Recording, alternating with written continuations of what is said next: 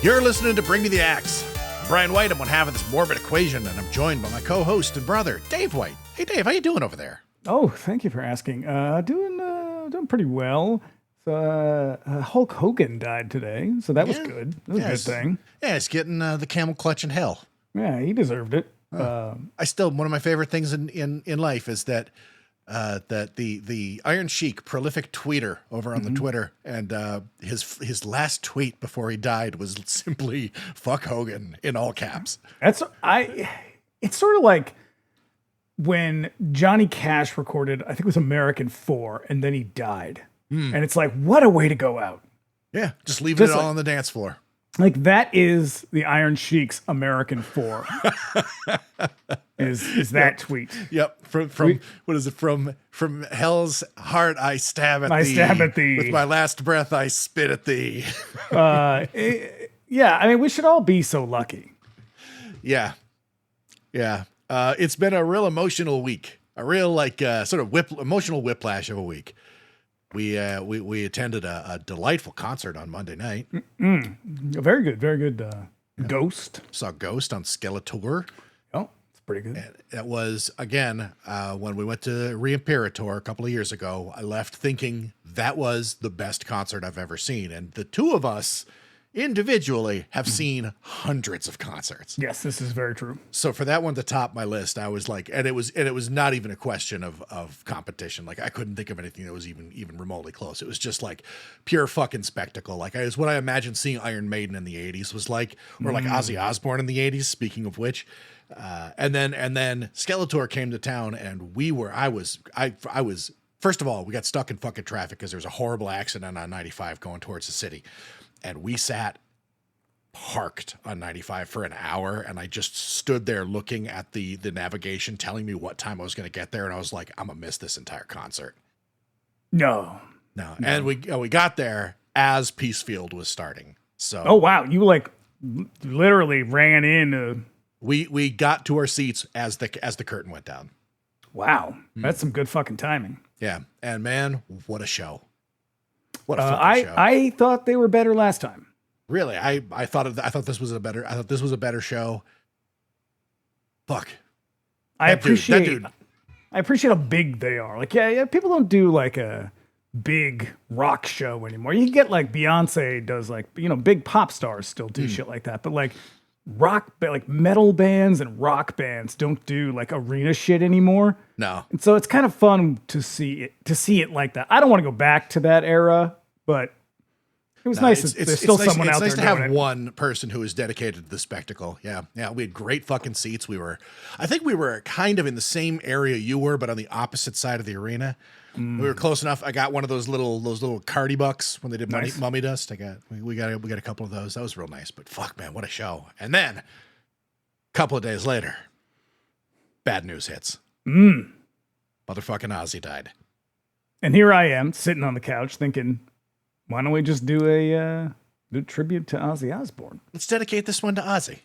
And so what could we possibly be doing to a horror movie tribute to Ozzy Osbourne? There is but one choice. We have no choice. Thankfully, it's a good one. Yeah, I was very surprised. I'm pretty sure I have seen this movie before, but I remembered absolutely nothing about it, and so I was basically going into it fresh. Yeah. Yeah. So let's do the preamble, and then we can do all that shit. Please. Yep. So we practically grew up in neighborhood video stores, and the steady diet of utter garbage that those shops provided us with continues unabated to this day. There's no one else I enjoy chopping it up with more about trashy movies than Dave. Just before we get into it, here's a little housekeeping. If you want to keep up with us between episodes, you can also find us on Instagram at Bring Me the Axe Pod. Dave's over there at That Queerwolf. Follow us. Give us a follow. If you do that Instagram thing, give us a follow. Keep up with us. We see the japes. Japery, yeah. The japery. DM us with, inappropriate memes. You don't have to do that. You don't have to. I get enough of those as it is. Yeah. And if you don't know, we have another show called 99 Cent Rental, where we cover all manner of video store madness on the weeks that bring me the axes off.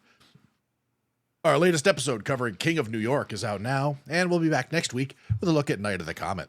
Yeah, that's not 99-cent rental. That's not 99. Jesus fucking Christ. No, we will be back with what is it? Oh, the day after. Jesus fucking Christ. Yeah, we're doing the day after. We're getting downright apocalyptic with you. But Night of the Comet coming up this Monday. Mm-hmm. You can also contact us directly at bringmetheaxepod@gmail.com with any questions, comments, or suggestions. Do let us know if there's a movie that you love, would like to hear us give it the business. No, probably will. Yeah. And if you would like to support us on Patreon, you can look us up over there, patreon.com/bringmetheaxepod. There's a couple of tiers you can join there. Subscribers at the $5 a month tier can look forward to our bi-weekly X-Files rewatch pod, Do You Think I'm Spooky? Yeah, you just put one there for free. Our latest episode, just unlocked it. Let everybody hear it. Have a taste. Get a taste of it, and then consider signing up to get the rest of them, because we got like 20 more episodes apart from that one, and still like 11 seasons of the show to go. So and here's the thing I don't often say, I forget to say. I know money's tight for some people. Maybe you can't afford to kick us some money. That's okay. I'll sell colloidal silver. It's fine. But if you want, you could just go give us like $5 and then just download it all. That's it. This is true. I mean, if it's a good faith thing, yeah, go ahead. If you can't afford it, get yourself some fucking, 900 hours of stuff or whatever. It's a lot at this point. Yeah. It's like 20, 30, 25, 26. Actually plus the DJ show. So like more like 50 hours at this point. So yeah. There you go. Get us $5. You get it, download there, and you cancel it. It's as long as it's the right thing to do and you're not just trying to be cheap. I get it. Yeah. There's also our monthly Bring Me the Axe Millennium Edition, which is a bonus episode in which we explore a modern horror movie. Our current episode is a look at 2002's May with our friends Johnny and Tyler from That's Spooky. I like them both. Sweet, gentle Canadian men. They're good dudes. I love having them on, and I look forward to further adventures with them. Yeah. And then there's also my bi-weekly DJ show, Radio Free Haddonfield. In the weeks when Do You Think I'm Spooky is off, you can expect a surprising mixtape of everything from rock to disco to punk over there. All Patreon subscribers, even the free tier, get access to our Discord server. Paying members get access to additional channels of voice and video chat. And the watch parties option. We're going to be watching. I haven't posted the notice yet. We're going to be watching Night of the Comet tomorrow night. Yep. So join us. Well, it'll be Friday. This will come out on Friday. Oh, true. So tonight. So tonight. I love that movie, and everybody else should love it too. Once again, patreon.com/bringmetheaxepod. Lastly, if you like what you hear, you can subscribe to us wherever you get your podcasts. We're on YouTube now. Search us by name and subscribe if you prefer to consume your podcast that way. And you'll be doing us a favor by leaving us a 5-star review on Apple Podcasts and Spotify. So, also, if you don't got that money, for Patreon. Yeah. Do that. Do a review. Leave a little review to hit the 5 stars, and then if you got a couple of minutes, just type something cute into the review box. Yeah, or you share it on the social medias. Maybe you tell some friends of yours who you're like, hey, friend of mine who I know likes horror movies. Maybe you like this show. It's informative. It's sassy. It's delightful. Mm-hmm. Yeah, it's all of that and more. And if you listen on YouTube, do us a favor, give the episode a like, leave a review, or leave a comment, because we do love to hear from you guys. I just want to get all that out of the way right at the top of the show, because here we go. You guys ready to rock? I think you are. Here we go. Wake up, sleepyhead. It's party time! Rock and roll will never die. At least not this Halloween. You've heard of raising spirits from the dead by incantations, right? Yes. I did that by playing the record backwards. You're kidding. Sammy Kerr. He's a rock and roll nightmare. I am a big fan of yours. I've got all your records. Shut up! You're the big. The big is you. This message was meant for me. How can you listen to this stuff?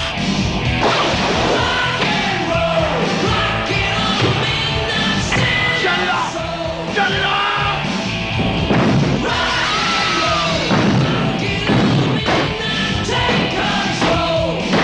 What have you done to your stereo? I wanted a new one. Sammy Kerr. His fans won't let him die.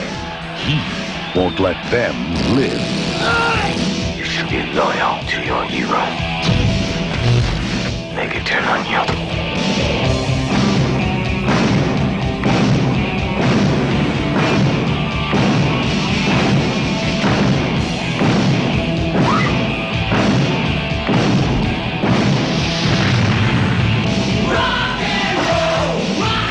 Trick or treat. Looks like we better check out the party punch. Ooh, Yeah, I saw it. So good. that's a hell of a trailer. Yeah, I Also, would. we're gonna 100% get hit with a copyright claim on that one. Yeah. Oh, probably. Yeah. When this movie came And out, they'll be like, "Hey, you need to cease and desist," and I'll be like, "You need to cease and desist being such a fucking cheap bastard." you ever heard of fair use? Yeah, I'm sorry you work at, I don't know, an accountant firm now, Fastway or whatever, but you don't have to be a dick about it. Yeah, boy. I had never really had. I know that this is a movie a lot of people are these days are pretty passionate about. A bona fide cult hit, I would say. Took a long time to get there, but I've never felt terribly strongly about this one. And I'm gonna make a pitch for it though. Just a minute. I'm gonna make a pitch for it. Okay, because it's got some problems. Oh yeah. It's tonally it's all over the place. It's about a school shooter, so there's that. That's a bit of an issue. Yeah. His weapon is rock and roll though. I get it. Yeah. Yeah. Where you at on this one? Well, I think anytime people, you know how I feel about reappraisals. Yeah. I'm just like, guys, shut up. Just shut up. If it wasn't good, then it's probably not very good now. I don't know. I do think that some movies do get better with time. They do. You know? This is not one of them, but we're doing the back end up top. Does this movie age well? Absolutely not. It's fucking terrible. But I loved the shit out of it. And the only reason to love the shit out of this movie is nostalgia. It has nothing more to it than unfortunately, sheer nostalgia. That is what it is for me as well. I would wonder how this movie does with younger audiences because that's what I mean when I say there's nothing for anybody to really anybody young to really kind of grab onto with this one except for like that kind of like maybe a dedication to the sort of Netflix version of the 80s. Well, see, that's the problem. Is when people are like it's developed a cult following. Well, unless you were born before the movie came out, then you probably don't have much of a connection to it. I mean, I guess it's possible that you're like a big nerdy, like I love Accept, but I was born in 2002 or whatever. Like that's probably not going to happen. This is pure nostalgia. So for people to be like, it's a real hot like cult movie now, it's like bullshit. You look at it and you see something that's from the 80s and everyone just fucking gloms onto it. Now, we happen to love this movie because we both grew up loving movies like this and music like this. Yeah. You far more than me, but like that's why this is so appealing. Is like we both know what it's like to be weird metal kids. I was until a certain age, and that was probably like 7th or 8th grade. The thing was I was a weird little kid until like maybe 7th grade, and then I grew into myself like over the course of a summer. Like I grew something like almost like 9 inches. Yeah, I mean, you had a sweet mullet. I had a terrifying mullet. I had that great fucking denim jacket. But up to that point, I was the like little heavy metal weirdo. And people definitely did react to like metalheads and metal music the way that people do in this movie, where it's like everybody thinks you're a fucking psychopath because you listen to this stuff. Yeah, this movie is Satainsploitation. This is a movie that is cashing in on satanic panic in what I think is just a chef's kiss of a cynical move. Well, I mean, hey, there's 1,000 of the rock bands who are like, shit, I mean, there's money there. We may as well go there. Fuck yeah. Yeah. This is the cinematic equivalent of a band being like, hell yeah, Hail Satan. But that's why I think we can watch this and be like, of course, this movie's righteous. We love it. But if you're I don't know, 22 years old and you put this on, you're like, yeah, I love this so much. It's like, fuck you, you do. Like you have zero connection. There is no cultural connection. There is no aesthetic connection. There is no emotional connection. Like what you just described about being a weird outcast who listens to metal or who listens to punk or whatever, that's not a thing anymore. And it hasn't been like since I'm going to say mid 90s. I don't know, because at the same time when Columbine happened and like Marilyn Manson sort of that was like 1998. That was, I mean, okay, it was like 25 years ago, but still, it's like that's not the 1980s, you know, that's within recent memory. If you like went around in a fucking Marilyn Manson t-shirt, the 80s are also within recent memory for us. But yeah, but like if you did that, like, or even like dumb bullshit like Limp Bizkit, people just assumed the fucking worst about you. I mean, if I went out wearing a t-shirt that says Jesus is a cunt, people would say he likes Cradle of Filth. Yes, but they would get it now. I don't know. It just feels. You know how I feel about people who are just like, gotta buy it on VHS, and it's like, for fuck's sake. I'm way more gentle about that stuff than you are. But stop turning it into such a fucking commodified, fetishized thing. Yeah. But I do. This is a warm bath of nostalgia for me. But I think it's genuine nostalgia. It isn't like Stranger Things where they're like, hey, remember the 90s? Remember Chewbacca? Yeah, I remember. There was this. Oh Jesus! I cannot stress this enough. All the shit that like he does in this movie, like playing the record backwards and stuff like that. Like people thought that shit was real. Like that was very much of the moment. Like also, y'all, you can't play a record backwards like that. It just doesn't work that way. No, and it ruins your records. I do have a bigger question to ask though, because we are doing this in service of Oswald Osbourne. What do you do with complicated heroes? Now, for me, Ozzy Osbourne is not a hero. I'm a big fan of Black Sabbath, like a lot of Ozzy's music. But I also recognize he's a bit controversial in a lot of ways. And he's done some real shitty things, and not in a way.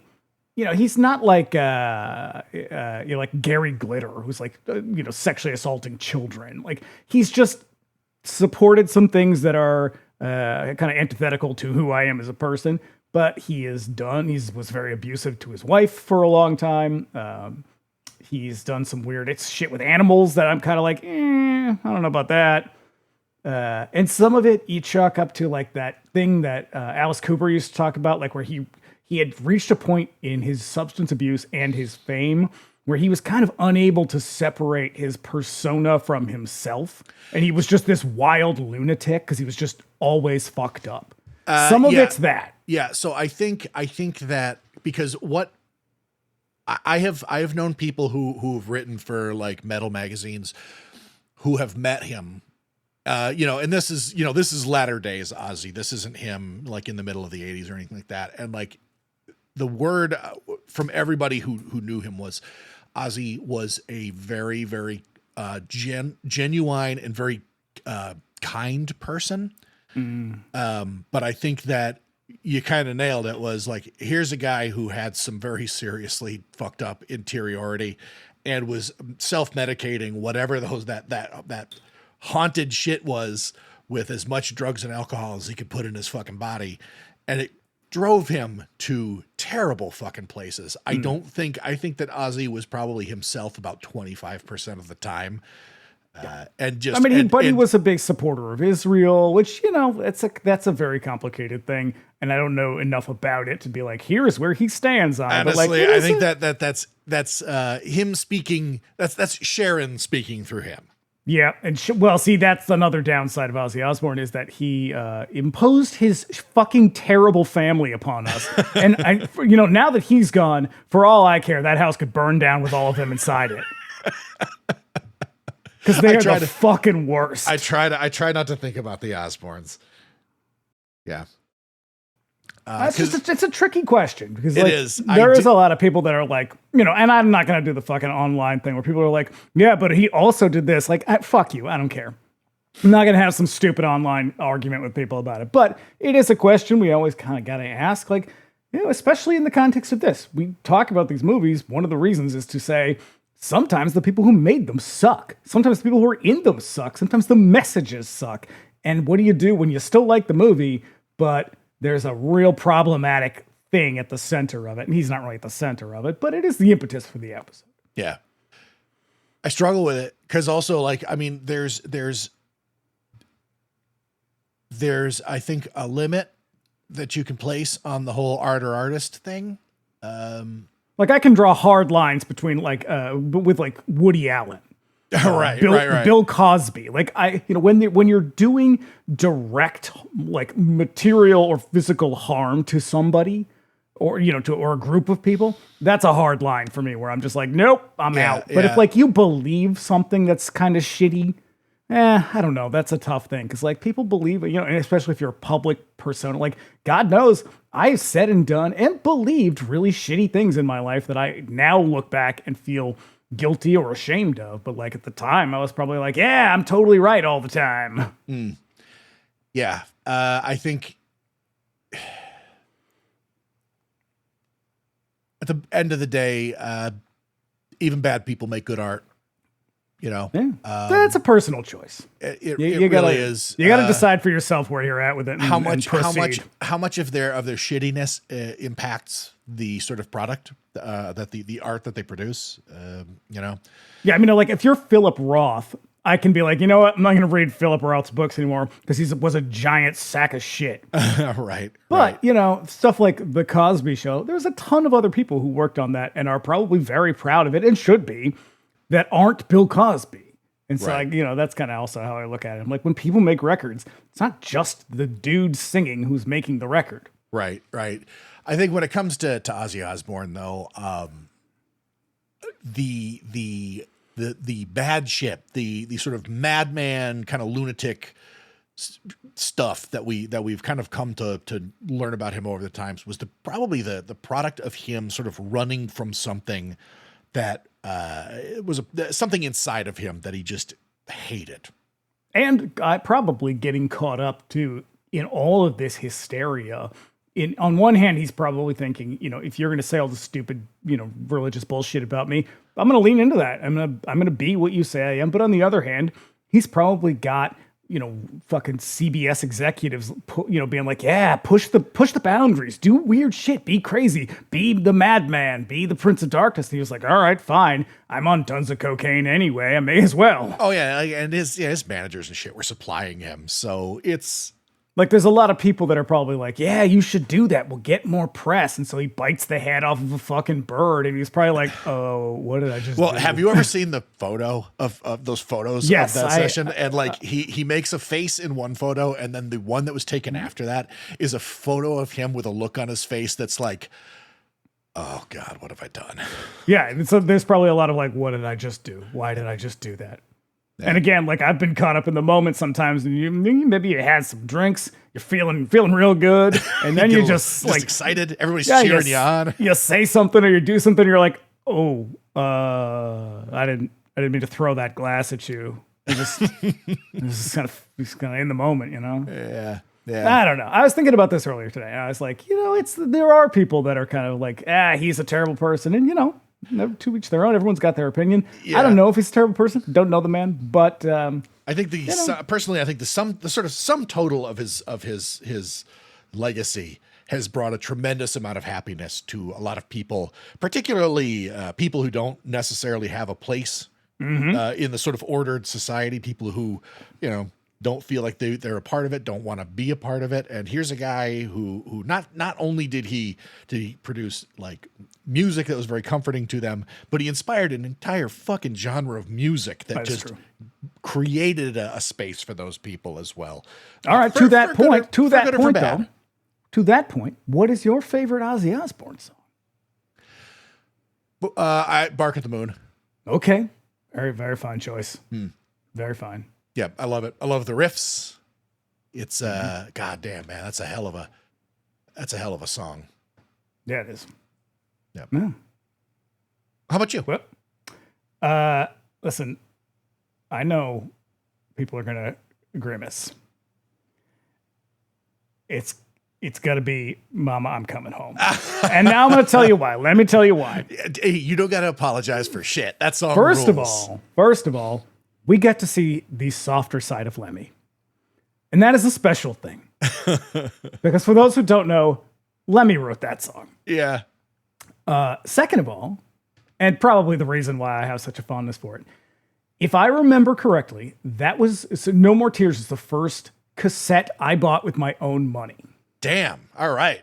And so I have a very special place in my heart for that. And I'm not a huge, I love Black Sabbath. I'm not a huge Ozzy solo fan, but I felt pretty good about that. Still listen to that song the other day. Still fucking love it. It's a banger. Yeah. And so all of that said, that's why I thought this movie is probably most appropriate. This is a film that is cashing in on all of that hype and hysteria. And it is, I think, a movie that for all of the sort of cheesy gimmicks and the kind of cynical cash grab, it is a movie that I think adequately represents those kind of metal weirdo kids. And I watched that and I was like, fuck yeah. I remember teachers saying shitty things about you, as they walk by you in the hallway, stuff like that. Adults the shit that grown ass adults used to say about me. I remember I had that Guns N' Roses jacket, and all it was one of those big, the big patches that fucking back patch. It was a sweet jacket. The big back patch and it was just the cover of Appetite for Destruction. But I was at a friend's house once, and he came in and he was like, my mom just asked me if you were in a cult because of your coat. Yeah. And I was like, what? You said, is your mom an idiot? I know. But at the time, to be fair, if his mom was an idiot, so were a lot of others, including. Yeah. And then the shit that adults would just fucking either say to you or assume about you was at the time, I didn't have the presence of mind to really sort of understand what that all meant. But as an adult, I think back about that and I was like, fuck, that hurts like hell, man. Yeah. Yeah. I am constantly blown away when I think about my childhood and all the shitty things and things that were said directly, shitty things that were implied, just in certain comments, all of that. And it's just the idea that an adult would talk to a child that way is insane to me, because very rarely would you find someone that would do that now, but that they were just sort of felt free to say really shitty, hurtful things. It's if I could go back, I'd be like, you're a fucking monster and you should quit your job because you're terrible at it. Most of my teachers thought that I was this burnout hesher. And then yeah. I remember when I think it was in 7th grade, I had to do this. We had to do this creative writing thing. And I don't even remember what the story was, but the teacher was like, you plagiarized this. Do you know what plagiarism is? And I was like, yeah, what the fuck are you saying?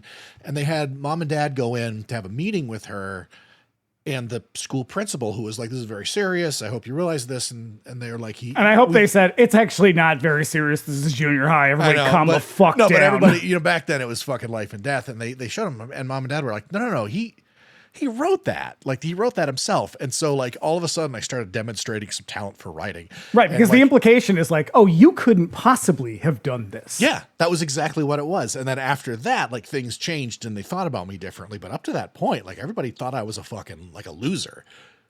Yeah. Well, here's, not to try to one up you, but I remember when I was in, I think it must've been 8th grade, and going, there were me and maybe 5 or 6 other kids were called into, I guess, the principal's office maybe. And it was for a discussion. And the conversation was basically well, you're all going to be going into high school next year. And, the gist of this conversation was there's going to be drugs and lots of bad influences. And I remember being I don't know, what's that, 12, 13, something like that? Looking around the room being oh, you all think we're fucking dirtbags. I had the exact same experience. It was me and a bunch 5 or 6 other kids all of whom lived in the trailer park, and it was like, oh, you fucking classist piece of shit. Yeah. It was, in my case, I think I was in I was in 8th grade, and they sent us to this thing called the Teen Health Conference. And Yep. not all of us, just a few of us. Yep. And then when we all arrived, like, they put Also, us on- doesn't that sound like the weirdest Christian bullshit? it does, because it was all about, like, it was like they're like, you're gonna basically you're ambassadors for our school, so keep that in mind. And then we go there, and it was all like classes about, like, this is what happens when you use drugs. This is what happens when you have, like, premarital sex. This, and after a certain while, I look around me and I'm like, oh shit, like, we're all like the 8th grade, like, loser burnouts. Yeah. And they're sending us to this for our own good, and I was insulted in that moment. Yeah, and that's tough when you're like, I'm 13 and dumb as shit, and even I understand what you're doing. Yeah, and I think you're terrible. Because usually I didn't have the presence of mind. Like, it was years later that I would think back on this and go, oh, that sucks. But, like, this struck me in the moment, and I was like, these fucking assholes. And so I think watching something like this, it was sort of like, yeah, that was real. Everybody, like, we were treated like that. And kids were treated that way, and a lot worse than that. I never had the bully experience. That was I didn't either. that is a completely alien experience to me. The bullies to me were all of were like the school faculty, like teachers, Yeah.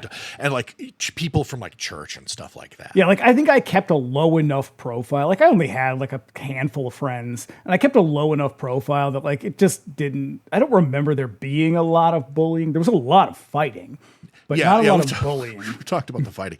Also, by the time that I hit high school, I'd grown considerably. I was much bigger, and I had a look about me that kind of said, "Don't fuck with me," and so nobody ever really gave me that shit. Yeah, I think there just wasn't a lot of that either. But, like, I certainly wasn't a target for it. But otherwise, there was a lot of adult bullying, and, like, yeah. And I think that, so when I'm watching this movie, I was just like, this shit resonates with me. I wasn't that age in 1986, but that attitude and that sort of general vibe about being different, especially being part of a visible subculture. Yeah. It was like, that resonated real hard with me. And I was like, I feel like this is the most appropriate way to celebrate this, I guess, kind of like at the end of an era in a way. Like, it's weird to be at this age and see all of these icons starting to die. Yeah. And I felt like this is a great way to sort of be like, hey, let's take it back. Yeah, Let's it was look like at it was like a little ways back when I sort of I was like, hey, I'll look up, I was looking something up about the Ramones, and I was like, oh, Jesus Christ, like, almost all of them are dead.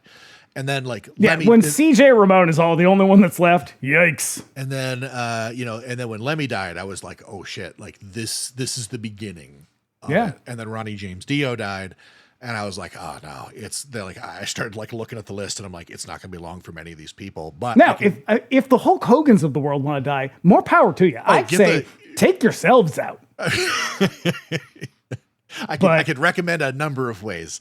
Yeah. But there was something and even watching some of the, like, I didn't catch any of that Birmingham, like, Back to the Beginning concert. I saw clips of it, but, like, seeing that, I was like, this feels very final, like, in a way that is sort of like final.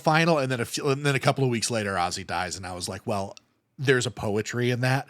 Like, this is a guy who was able to sort of say goodbye to not just, like, family, but friends, as he was essentially surrounded by people that he had been making music with since the very beginning, and, like, a fucking billion friends and fans. And also they raised something like $200 million for, like, a children's medical research fund in the process. Well, I mean, hey, you're gonna need it these days. but yeah, like, what a way to go out. Like, that's like a best case scenario in no matter how you look at it. Yeah. And hey, listen, if you're listening to this right now and you're thinking, oh, these old guys, I fucking promise you will hit 40 years old and be like, oh my God, I'm going to die someday. And it's going to feel real. Yeah. So let's get a little closer to this, shall we? Yes. Yeah. The year was 1986. Year of our Lord. Here's some other movies released in 1986. Night of the Creeps came out that year. Fuck yeah. Hell yeah. Go back and listen to our Night of the Creeps episode. We have complicated feelings about it. Is it a great movie? Not so much anymore. Tom Atkins is great, though. Oh, yeah. He is the star of the show. Also in 86, Critters. Less good film. I watched Critters. I watched it just last year. Had the time of my life. Yeah. That's a Kyoto Brothers, right? Yep. They did the Little Monsters. Nice. Yep. Also, Chopping Mall. Yeah. Fucking love that movie. Hell yeah. This 86 was a great year for like Chopping Mall's not really a creature feature, but it in a way it is. I'm amazed we haven't actually done that yet, because my fondness for Chopping Mall, it outweighs my fondness for the majority of other movies. I'm not gonna say I like it's a top 10, but like I really love that movie. It's on the it's gonna go on the schedule next year for sure. It's been on the schedule a bunch of times, and it usually gets bumped for some weird shit that I'm enamored with in the moment. Yep. So more gooey creatures From Beyond came out in 1986. Yuck. I like that one. And rounding it out, more slimy shit, Troll came out in 1986. Go back and listen to us just become utterly baffled as we break down Troll. I think that was probably my biggest, worst pick so far. That was the one that I was like, I am going to regret this. And I don't know. I think we came out the other side of that one with a pretty good episode, but we don't feel too good about that movie. No. You get Michael Moriarty being an absolute weirdo. He is God's perfect psycho in that movie. Just he dances around to music in a way that suggests that he has never heard music before. Mm-hmm. Or that there's nothing playing while he's dancing. Yep.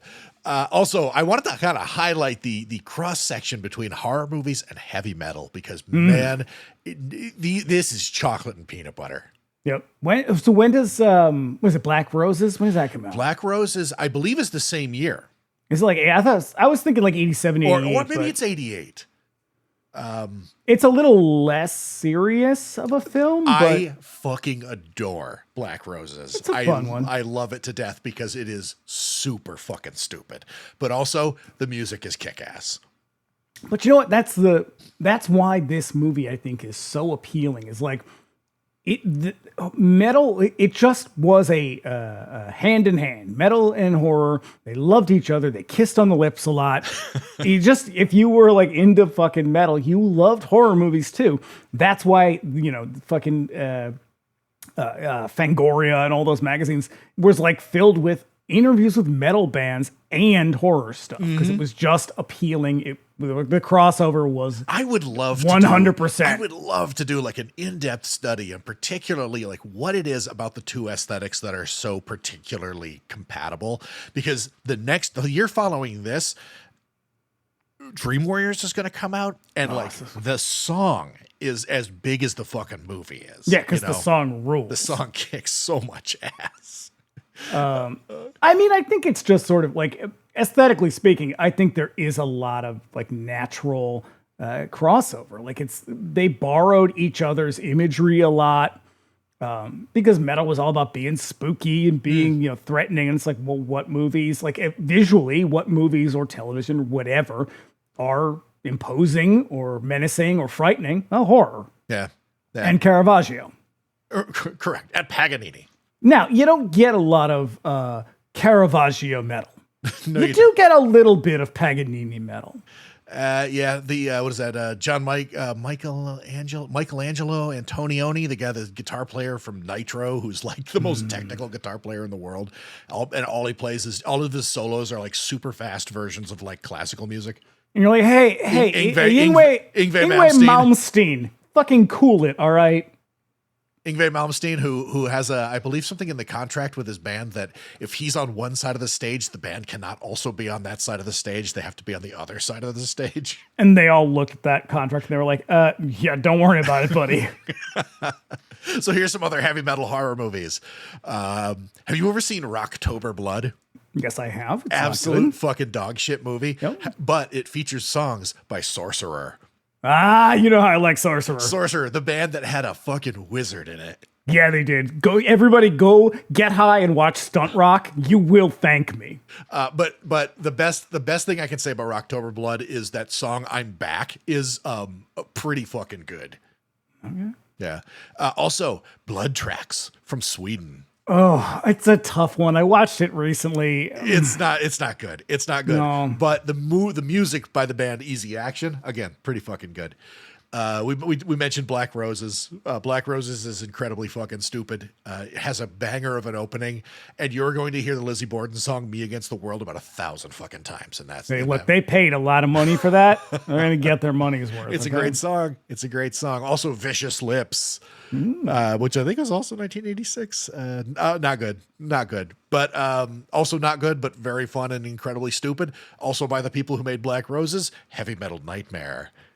With John Michael Thor, the bodybuilding rock star. And if you're wondering what he's up to, well, you just follow. Was it Word War? Is that the? Well, Weird War does a lot of stuff with him, but also I think his name. You can just look John Michael Thor up on Instagram. He seems to be having the time of his life these days. I mean, God bless him. He's not so muscly anymore. He's actually kind of heavy, but he's still out there like lifting heavy shit up and like Look, it happens. Ripping phone books in half and rocking out. Can you imagine getting paid for ripping phone? Like I get paid for doing some real dumb shit. Can you imagine getting paid for ripping phone books in half? Oh yeah. We've also got Slaughterhouse Rock.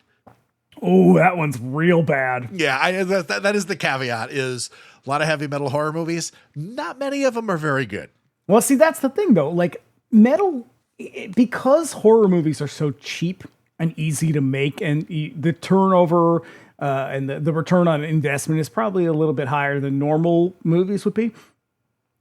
I think you get a lot of that. Like, well, we can get Kiss for $12 million, or we can get Fastway for $2,000. That's right. That's right. And so you get like these movies that are elevating these fucking terrible bands. It's also like these like Sunset Strip, like lower tier Sunset Strip bands, and they're like, well, they don't really seem to care. Just give them that. Mm-hmm. Oh yeah, they're just happy to have the exposure. Yeah, rounding out Shock 'Em Dead.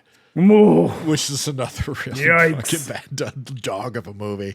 I think a lot of the problem with a lot of these movies is that they set out to capitalize on, to basically exploit heavy metal, but without really knowing what metal is. Yes. And so, I will say, at least to the credit of the people who made this movie, they seemed to understand what they were making. Probably because a lot of the people who wrote it, and when I say a lot of the people who wrote it, because it had 5 writers. Yeah. Not including Glenn Morgan and James Wong. Yeah. And they're all pretty young. So they were at least kind of like keyed into what's happening musically. Yeah. Our director, boy, this was a surprise. Charles, the nerd from Animal House? Charles Martin Smith, one of Hollywood's that guys. I was quite frankly surprised to learn that he directed anything at all, since I immediately recognized him from American Graffiti, Starman, and The Untouchables. Well, let's just say he did direct some movies. Well, that's about all you can say for him, though. Air Bud is the biggest among them. Not only was he the director behind this one, he goes on to work on Space Above and Beyond with Glenn Morgan, who also appears in this movie. And he also directed the pilot episode of Buffy the Vampire Slayer. Yep. Yeah, for all you rewatcher listeners. Oh. Yeah. Wait, did the rewatcher announce the season 2 already? Okay. There's going to be a second rewatcher new season. It's not Buffy the Vampire Slayer. Really? It's True Blood. They're going to be watching True Blood. Huh. Okay.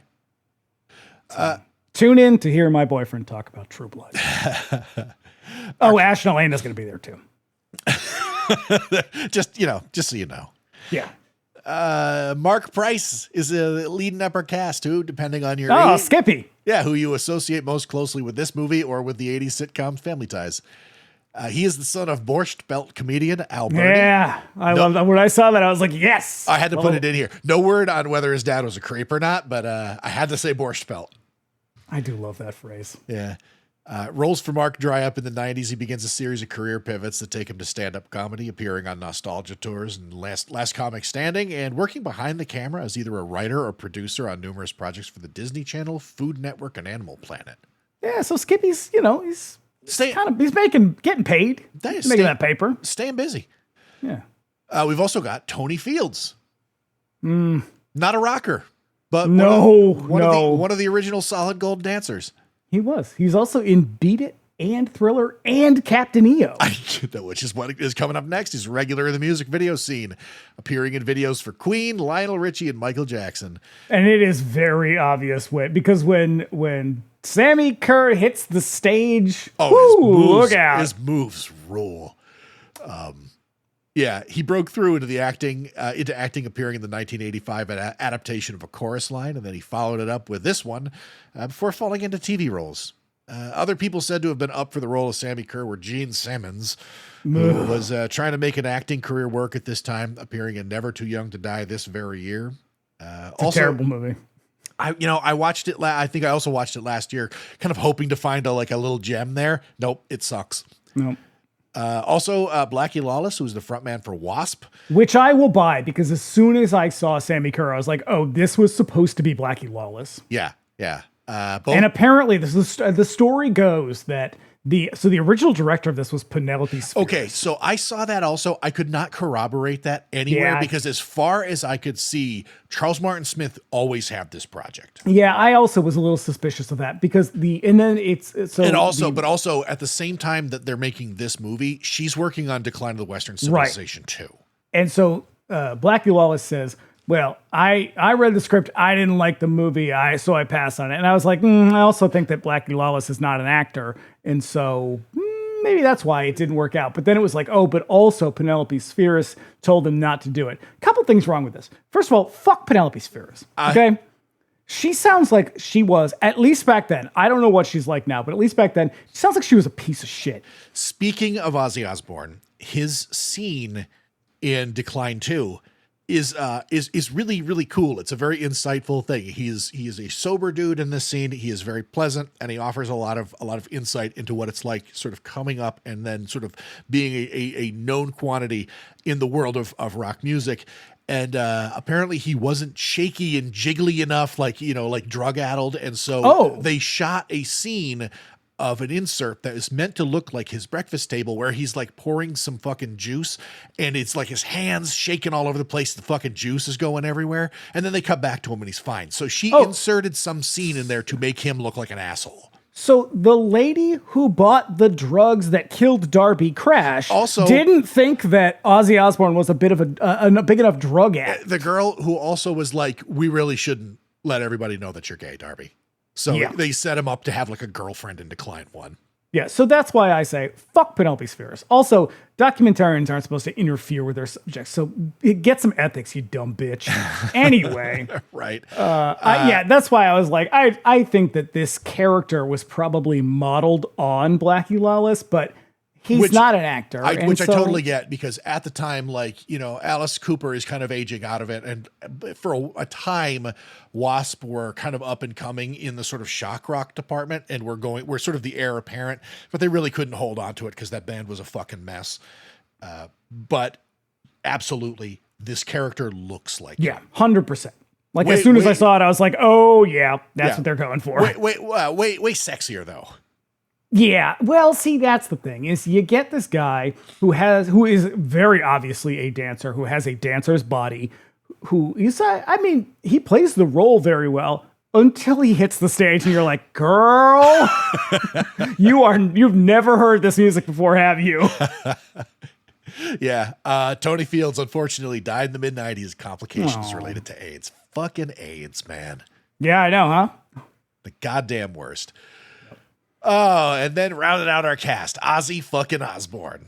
Woo! Who's in the movie for like 5 minutes, but who cares? And speaking of not being an actor, my God. I know. The Prince of Darkness himself. They apparently, he ad-libs all of his lines, and they're like, we figured we just wanted to let him be natural and let him go with it. And I was like, I'm willing to bet that you put a script in front of him, and he was like, I can't fucking, I can't focus on this. I literally have I didn't know that, and I literally have a line or note in my notes or later that says, "Is Ozzy ad-libbing all of his lines?" I guarantee it sounds like he's freestyling. that they wrote a script for him and he just was unable to. Because also they only had him for like a day, and so for him to have to like be wasted all the time and like memorize this shit, they probably just pointed the camera at him and were like, "Okay, pretend you're Jimmy Swaggart." Yep, one of the most important names in music. Period. Sabbath arrived. Jimmy Swaggart. Yes. Sabbath arrived at the head of a pack of post-Beatles rock bands that took psychedelic rock in a darker and heavier direction, laying the foundations for heavy metal to come. God, they're so fucking good. They are so fucking good. Jesus Christ. Those first 4 albums, I would say even up to Sabotage. Their I wouldn't, but okay. are incredible. And then yeah, we get some real dog shit ones as the band is just coming apart. And then even those Ronnie James Dio records are incredible. Even the one he did in the 90s, Dehumanizer, is amazing. But those Ozzy records are unimpeachable. Yeah. Oh. They're front to back solid records. And each one is like a way different character. Like the first one feels very raw.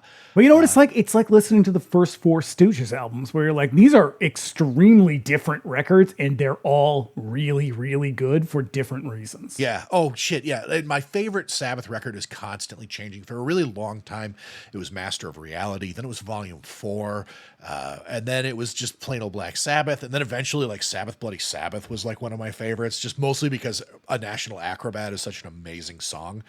I'm solidly Black Sabbath on this one, like solidly first record, then Master of Reality. Yeah. Jesus Christ.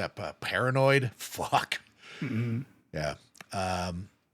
When Sabbath collapsed under the weight of addiction and burnout, he went solo. And along with Randy Rhoads, Jake E. Lee, and Zakk Wylde, determined the sound of hard rock and heavy metal through the 80s, influencing several generations of metal musicians and remaining a vital torchbearer for heavy metal until his death just this very week.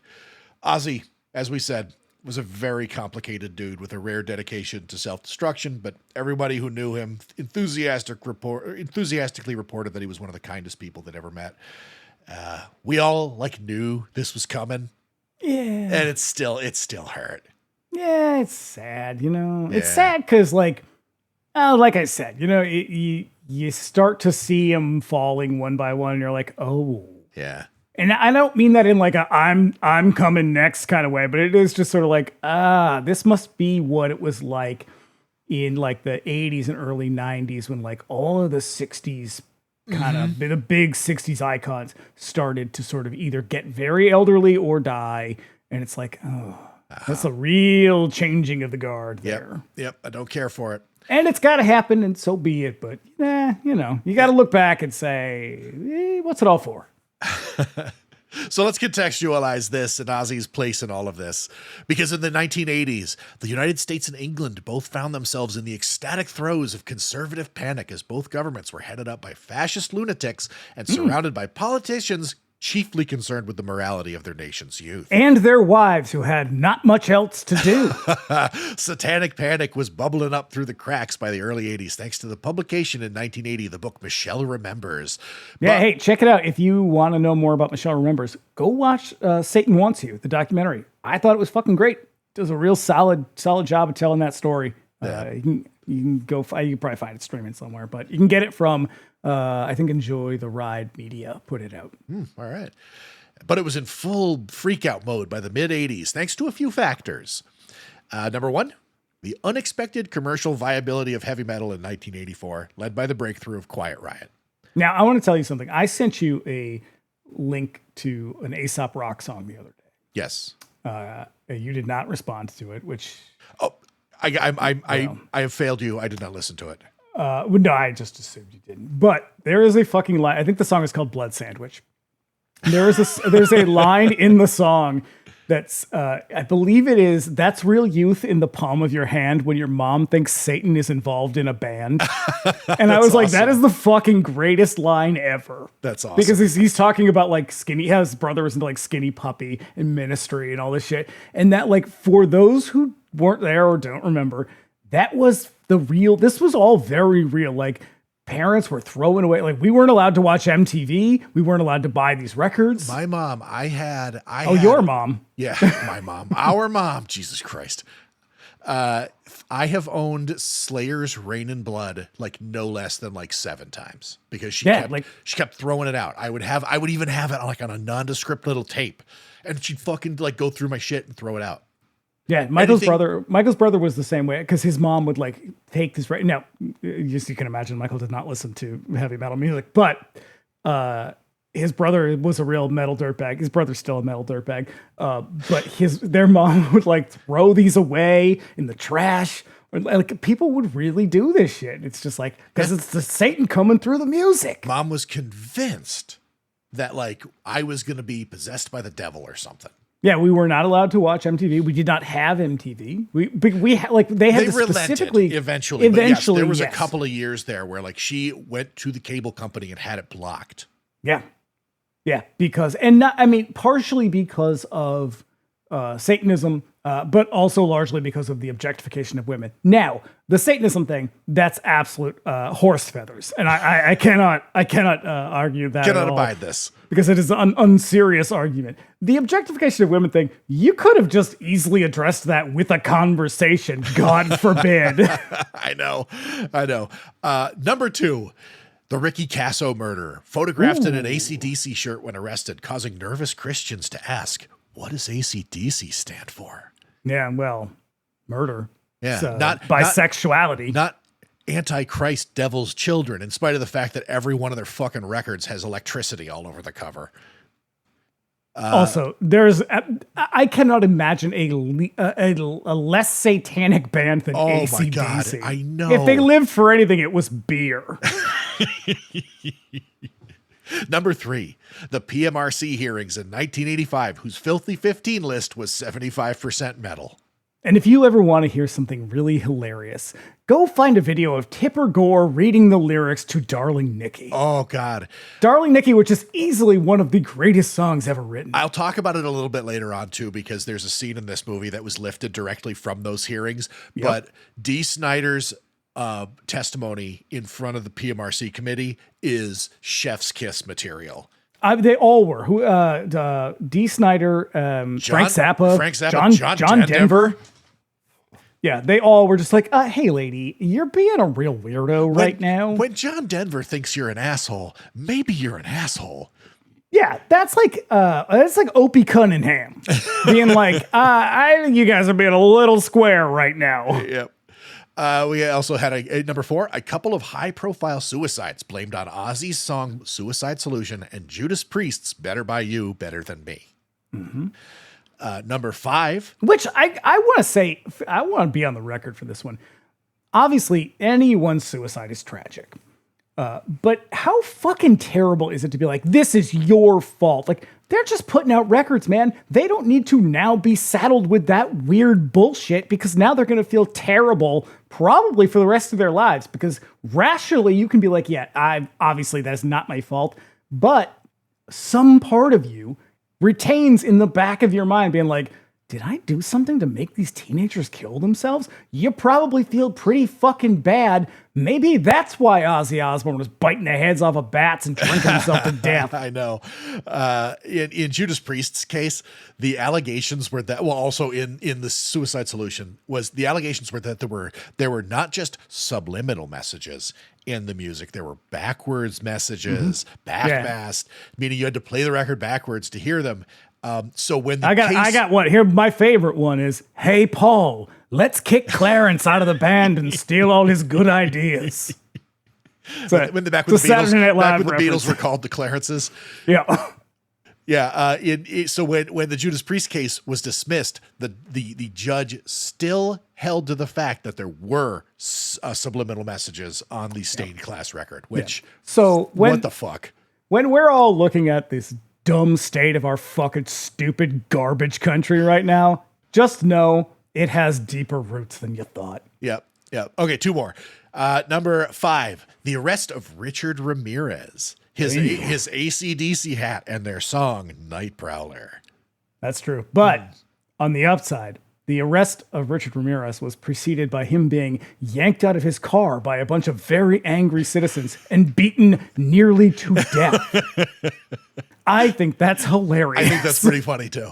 And lastly, it's sort of like when Muammar Gaddafi was killed. I'm like, okay, I don't want to see it on TV because holy shit. Yeah. But also, kind of had it coming. I know. Lastly, and probably most damaging, the Geraldo Rivera special exposing Satan's underground, which alleged that satanic cults made up primarily of dirtbag heavy metal teenagers were lurking in every American town. Yeah. I gotta be honest, I still find it's hard for me because I find Satanic Panic fascinating, but I also find it like endlessly frustrating because I know exactly where it comes from. I'm right there with you, and it drives me fucking nuts that it gained a foothold at all. Because again, this goes back to what we were talking about, was like grown ass adults who were being really shitty to a bunch of like 13-year-olds. Also, like believed that there were like that these bands were like putting backwards messages on there, trying to get people to fucking kill themselves and like worshiping Satan. And that also, like they meet in the woods in the middle of the night and they worship the devil and they drink blood, when really what they're talking about is like maybe like six burnouts who like go out in the woods and like drink beer and smoke weed and write Satan, scratch Satan into a tree. Yeah. It's, and I think that shit's hilarious, but the flip side of that is there were very, very serious consequences for some people because it also leads to the satanic ritual abuse thing. And that destroyed countless lives because adults, rational thinking adults, believed some of literally the craziest shit that has ever been said out loud. Unreal. It's unfucking real. Yeah. And there is in skepticism, there is a kind of a principle. I can't remember what it's called. It has a name, but it's basically like your gut reaction to something, where if you hear something and it sounds really unbelievable and kind of crazy to you, that's probably because it is. Right. And so you should probably just accept that instead of being like, well, I don't know. I think they really did murder children and flush the corpses down the toilet. Or like, it's just like, just stop for a second and think about any of this. I know. Ozzy, being one of the most prolific and visible musicians of the era, became the immediate target of religious crusaders thanks to his antics on and off stage, including a story of biting the head off of a dove while being signed to CBS Records. And being promptly ushered out by security. And again, biting the head off of a bat during a performance while touring for Diary of a Madman, pissing on the Alamo Cenotaph on the same tour, which sounded like a real fucking nightmare because to cap it all off, Randy Rhoads was killed in a small plane crash while en route to a festival date in Florida. I read about that today. Oh God, it's so much sadder than I thought. It's extremely sad. Do you think that Randy Rhoads was killed in the plane crash because of Ozzy peeing on the Alamo? No, I think Randy was kind of tricked into getting onto an airplane by a coked out pilot. Yeah. Here's a couple things about the Alamo. The first one is the Alamo recently purchased Pee Wee Herman's bike to put in the basement. The movie. That's awesome. And they have put it on display at the Alamo. The second is fuck the Alamo. That is some wildly racist shit that we don't need to celebrate. Yep. Everyone from twitchy youth pastors to high-profile televangelists mined a lot of attention and money from worried parents, none more so than rip-off artist and religious pervert Jimmy Swaggart, who went at Ozzy with laser focus. Jimmy Swaggart, who was just jealous because all he ever wanted was to be a musician, but he was so fucking terrible at it that he had to be a con artist instead. Yep. Swaggart, however, seemed to be constantly being busted with a prostitute, which led to the downfall of his televangelist empire and gave Ozzy the last laugh, commemorated in his song Miracle Man off No Rest for the Wicked. Yep. Yeah, he is. For those who don't know, Jimmy Swaggart was basically the 80s equivalent of these congressmen who keep getting busted with like 21-year-old male prostitutes. And they're like, I was just giving this young man a massage. I don't know what you're talking about. Right. So back to the movie. Poppers? Never heard of them. We got two taglines. I found a lot of them. I could only find them. I can only find these two on a couple of on the real posters. The other ones I found on like fan art and like video boxes and stuff. Oh, I dove deep and did some Google translating. Oh, good. So here we go. Here's the one from like the main poster. What are you afraid of? It's only rock and roll. Listen, I fucking love that tagline. That's pretty great. It's pretty great. Here's another one. death, resurrection, destruction, the ultimate comeback. Less good. That's all right. But good. That's all right. What else? What do you got over there? Yeah, the other ones were Sammy Kerr. His fans won't let him die. He won't let them live. That's pretty good. Huh? That's pretty great. Yeah, it is. Sammy Kerr is a rock and roll nightmare. Okay. All right. And the last one is a deadly obsession turns into a spine-tingling horror, which is like you didn't even see the movie. Right. You didn't even read the memo that came with the contract. Nope. No. I do want to point out a couple of things. The DP on this movie is a guy, Robert Elswit. Do you know who he is? No. He's Paul Thomas Anderson's. No DP. shit. All right. Yeah. Dude has come a ways. Because I think this movie, I will say that this is Charles Martin Smith's first movie. Yeah. As a director. And I don't know that he's a great director, but I think between him and Elswit, this movie does have sort of a visual style. I gotta say it's a very competently made movie. It's got a great look. You know. Yeah. I like that a lot. And also the music is done by Christopher Young, who I'm a big fan of. Christopher Young did a lot of shit in the 80s. This is kind of an earlier one for him. He did Nightmare 2. Yep. He did Invaders from Mars. A lot of the crew from this movie came from Nightmare 2 because it was the Nightmare 2 like line producers came over to do this one. And special effects were what's his face? Oh shit, I can't remember his name. Haggerty? No, Kevin Yeager. That's it. Yeah. Kevin Yeager, for those who do not know, Kevin Yeager designed Freddy Krueger. And so Christopher Young did like Nightmare 2, did Invaders from Mars, Hellraiser, did Hellraiser 2, did The Fly 2. So he did like went on to do a lot of big stuff. He's very good. Yeah. So I like him a lot. But also Morgan and Young, is this their first thing together? Glenn Morgan and Morgan and Wong, sorry. I have no idea. I didn't think to look, but it's gotta be. So yeah, Morgan and Wong do rewrites on this. They did punch up on the dialogue to make it seem a little more teenager. And so, which was good because they were basically teenagers themselves. And so, because my favorite fact that I kind of dug up was because Glenn Morgan had kind of fleshed out a little bit this character of Roger, because I think he was sort of well, kids have friends. Like you gotta involve friends a little bit, which is a very smart, I think, idea.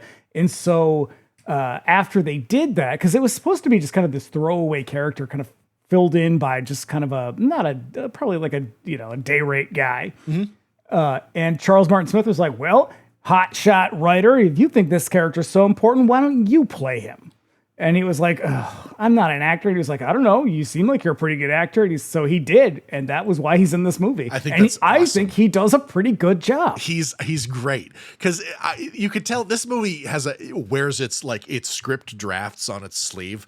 And you could tell that they were probably editing in chunks and they probably didn't have a very experienced or a script editor at all, because there's shit in this movie that is very clearly brought in or remains from earlier drafts, like the whole Ragman thing probably in earlier drafts of the script was much more significant, where they call him that a couple of times, and an overseas release of this movie, it's on his fucking license plate too. Yeah, and overseas versions of this movie were released under the title Ragman. So I think that's a licensing issue.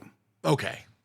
Yeah. Because this movie has suffered because of licensing, that it turns out a lot of that has to do with the music. Yeah. Yeah. Because again, I'm sorry you're a barista, but I don't think you're going to make a lot of money by holding up Trick or Treat's Blu-ray release fast way. So this was originally brought to producer Joel Soisson. I'm going to pronounce it Soisson. I like that. By our man Dino De Laurentiis, who had a movie in development called Trick or Treat, which apparently involved a killer who wore a jack-o'-lantern on his head. I think Trick or Treat was supposed to be like a Halloween ripoff. Yeah. Yeah, because Dino De Laurentiis was like, hey, I bought this fucking studio. We have built a film industry in your goddamn country, in the South. We're making movies here now. Yeah. And so Soisson and his partner Michael Murphy were fresh off of Nightmare on Elm Street 2 and countered De Laurentiis with a script by Rhett Topham that positioned Sammy Kerr as a sort of Freddy Krueger type. Since by 1985, we have two competing slasher franchises, which seem to have staying power. And his vision wasn't wrong. It just wouldn't happen for this movie. And you're thinking, now Rhett Topham, would he go on to make a classic franchise? And I will say, well, you're half right. He went on to make 976 Evil. There's two of them. That's right. So it is kind of a franchise. Yeah. Rhett Topham, interestingly, so he wrote the story and then wrote the first draft of the script. I am going to guess here, and this is I'm going to be presumptuous, if you will. I'm going to presume that Rhett Topham is a homosexual man.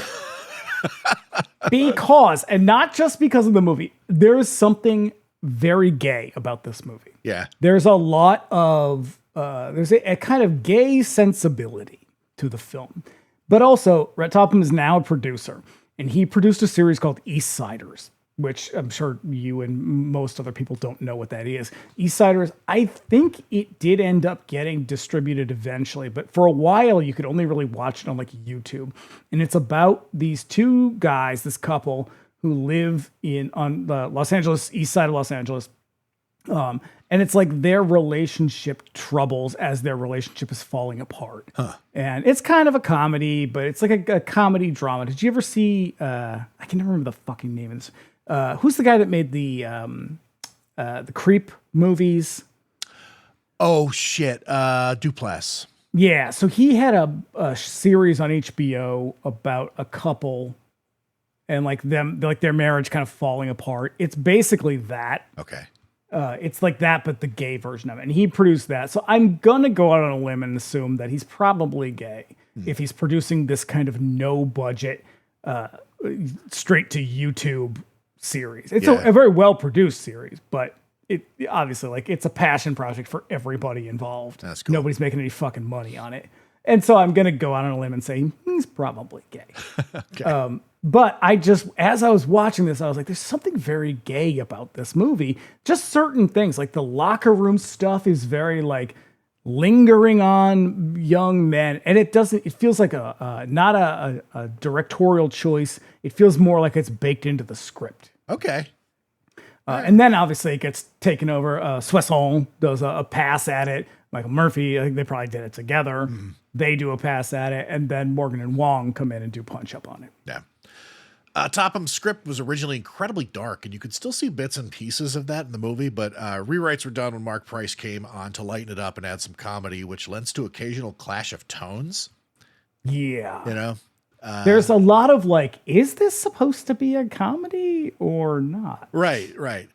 Released in foreign markets under the titles Ragman, also under Horror Rock, and in Italy as Morte a 33 giri. That one. I want that one. Which means death at 33 RPM.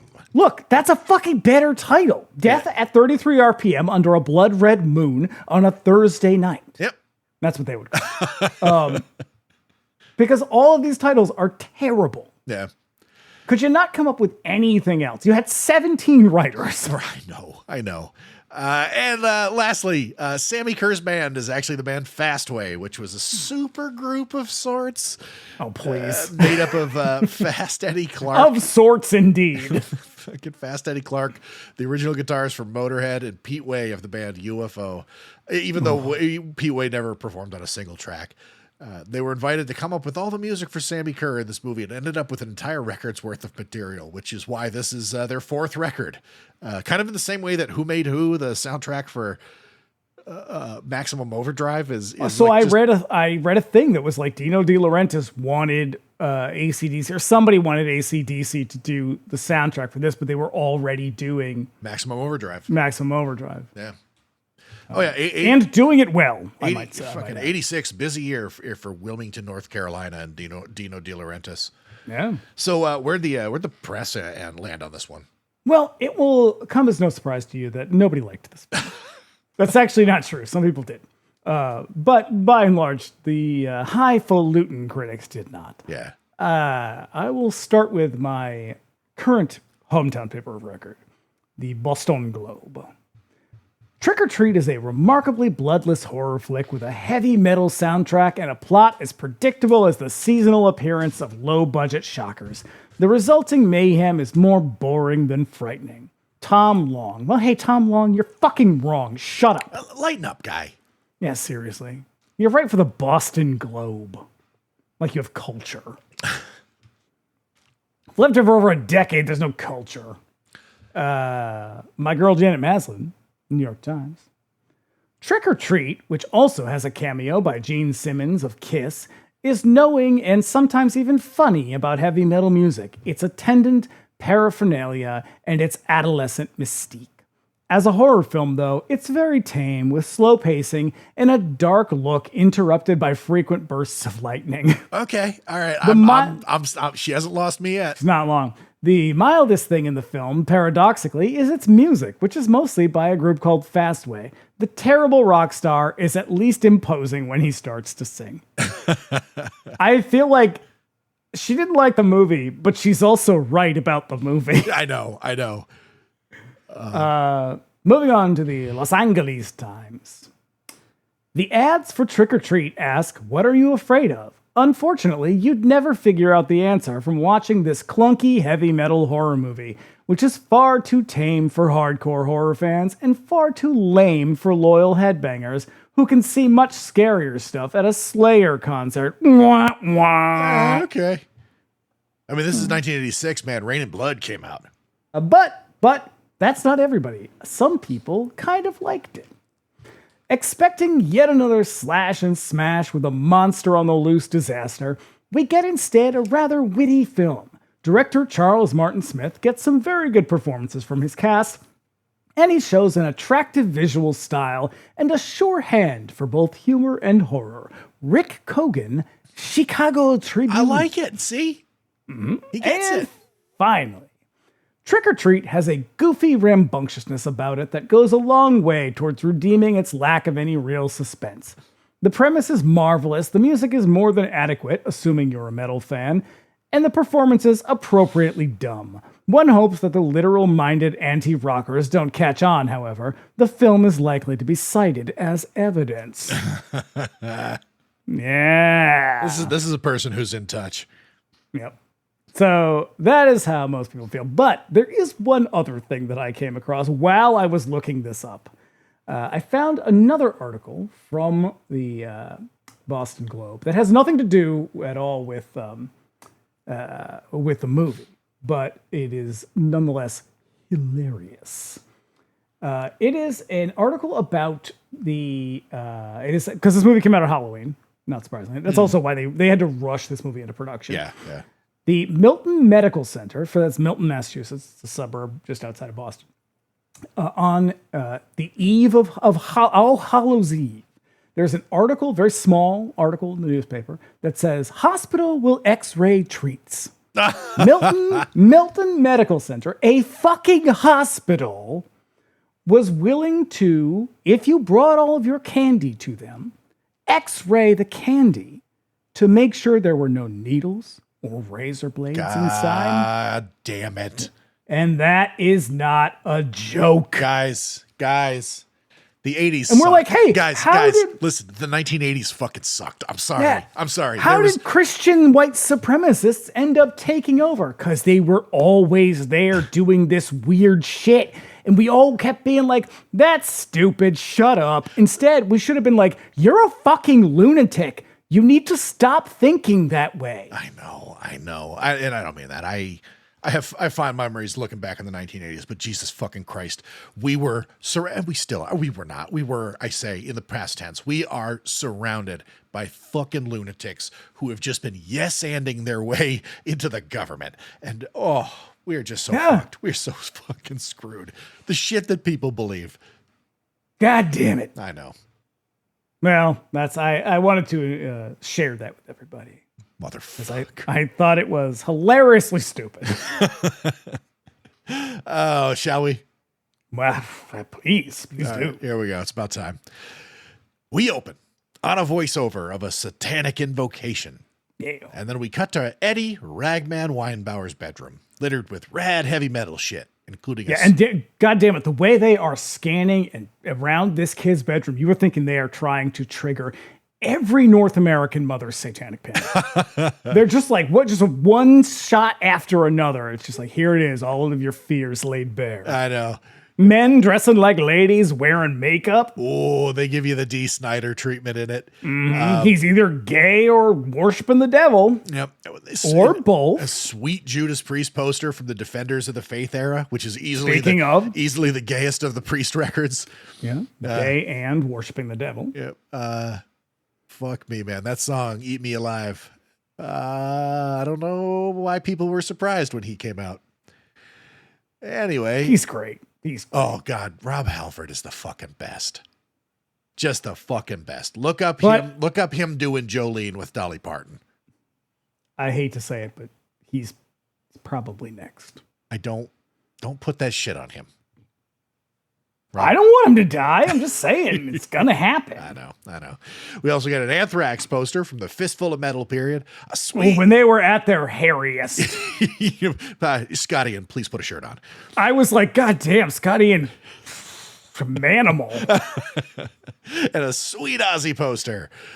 Skippy writes in his journal. I'm going to call him Skippy for the rest of the fucking. That's fine. I call him Skippy in all of my notes. Michael referred to him as a male Nancy.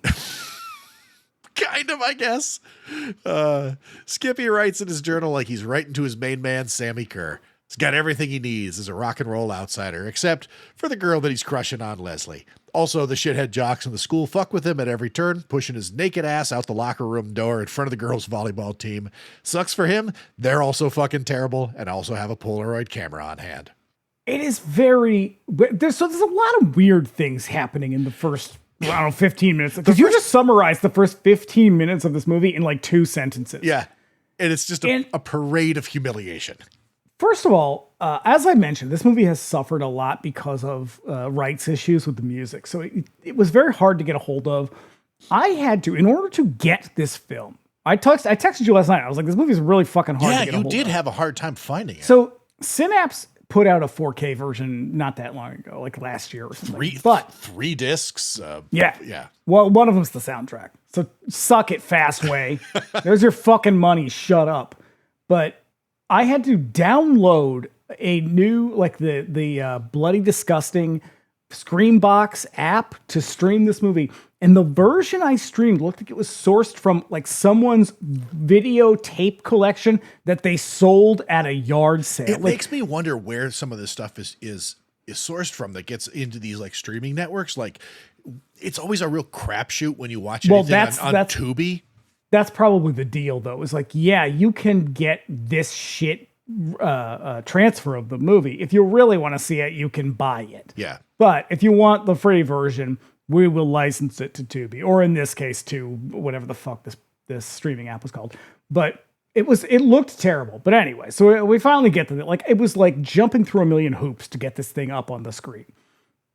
And I finally do. Yep. And I was just like, what is the deal? So obviously we're doing the whole bully thing. Like he's bullied because he's a metal kid. And the jock, the popular jock guy, Tim, I think is his name. Tim. He's like a walking moose knuckle, this guy. he is just poured into these stonewashed jeans. And they're in the, like we kind of open after he writes, Skippy's writing his sort of love letter to Sammy Kerr, which is a little bit weird, but it's fine. And then they cut to the locker room and I'm like, are they putting his clothes on? Are they wearing Skippy's clothes? And I think they are. And then I was just like, who does that? Everybody in this movie also has a weird fixation on taking showers at school. Okay, so this is what I mean. Is there some weird, like, I'm going to write some, just a couple of reasons to have naked teenagers in this movie. It's very Gus Van Sant in that way. Where you're like, oh, if I didn't know better, whoever made this movie just wanted an excuse to see these teenage boys nude. But I just thought it was odd that like they're all kind of like trying to stuff themselves. Like he comes out of the shower, they're all like putting his clothes on. And it's like, what Who the fuck does that? But then they throw him out onto the volleyball court or whatever, and he's naked. And then there's just a girl with a Polaroid camera, like she's just ready and waiting for a nude nerd to fall out of the locker room. It is all extremely strange. This opening is just like all the things you're afraid of. Everybody, here you go. Yeah.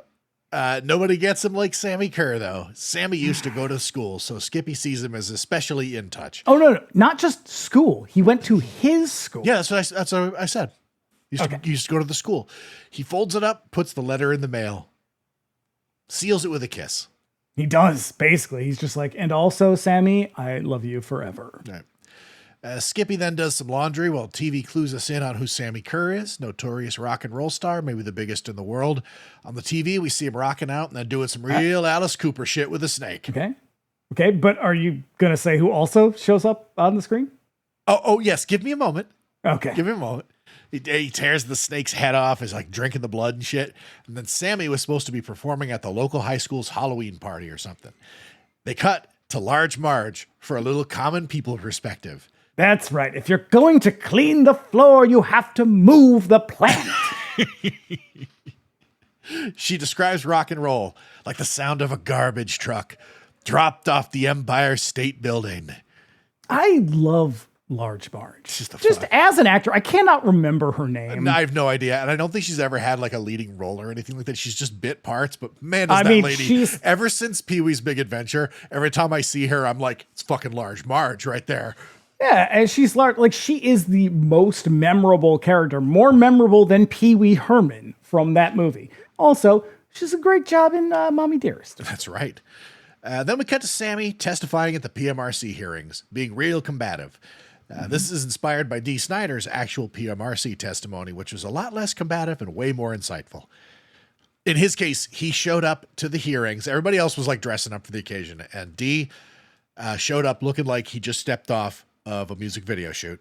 Mm-hmm. His hair's all out there. I believe he had his teeth all filed to points at the time too, so he looked kind of monstrous and heavy. And then he also has on a denim vest. Yep, and he pulls out of his back pocket his speech, which is like folded up like a million times. And he did this all on purpose because he wanted these people like off their game and to sort of be underestimating him from the moment. And then for like the next 90 minutes, he reads some shit that looks like essentially like a graduate student wrote it. And it's just his testimony about how it's like impossible to sort of legislate morality and how everybody is just looking for nasty shit in this music. And then about 40 years later, he flushed it all down the toilet by becoming an anti-trans piece of shit. Yeah, they all did that. Yeah, which is ironic. They didn't all do that. You don't have to say it like it's inevitable. They chose to become that. Paul Stanley did the same shit. Come on. I know. Paul Stanley. How the fuck you gonna do that, Paul Stanley? Anyway. Unfortunately for Skippy, the report concludes with the news that Sammy Kerr died in a hotel fire last night. Oh my God. My dude is crestfallen. Skippy writes this letter to Sammy that is basically like, I am a school shooter. Here is the only thing I can think of that will solve my problem is I have to go to school and kill everybody. And then he's obviously suicidal. And then he gets the news that his pen pal boyfriend is dead. Yep. And he hurls himself onto the bed. Yeah, devastated. It's like the scene in Don't Panic where he just like throws himself against the walls and starts ripping all the posters and shit down. It's like, and I have a note that was like, don't rip those posters. In decades from now, you can sell those on eBay for so much money. Yep. But also, he does leave the one poster of Sammy Kerr above his bed. It's sort of like it's a place of pride, right? And in that poster, Sammy looks like a real disapproving grandmother. I love that poster. Yeah. Also, seems like a bit of an overreaction, but he can't seem to bring himself to tear down that picture. Yeah. Mm-hmm. Cut to an uncomfortably close-up shot of Gene Simmons' mouth. Yuck. Don't like it. Thank you. Don't like it. My note is just world-class scumbag Gene Simmons as Ted Nugent.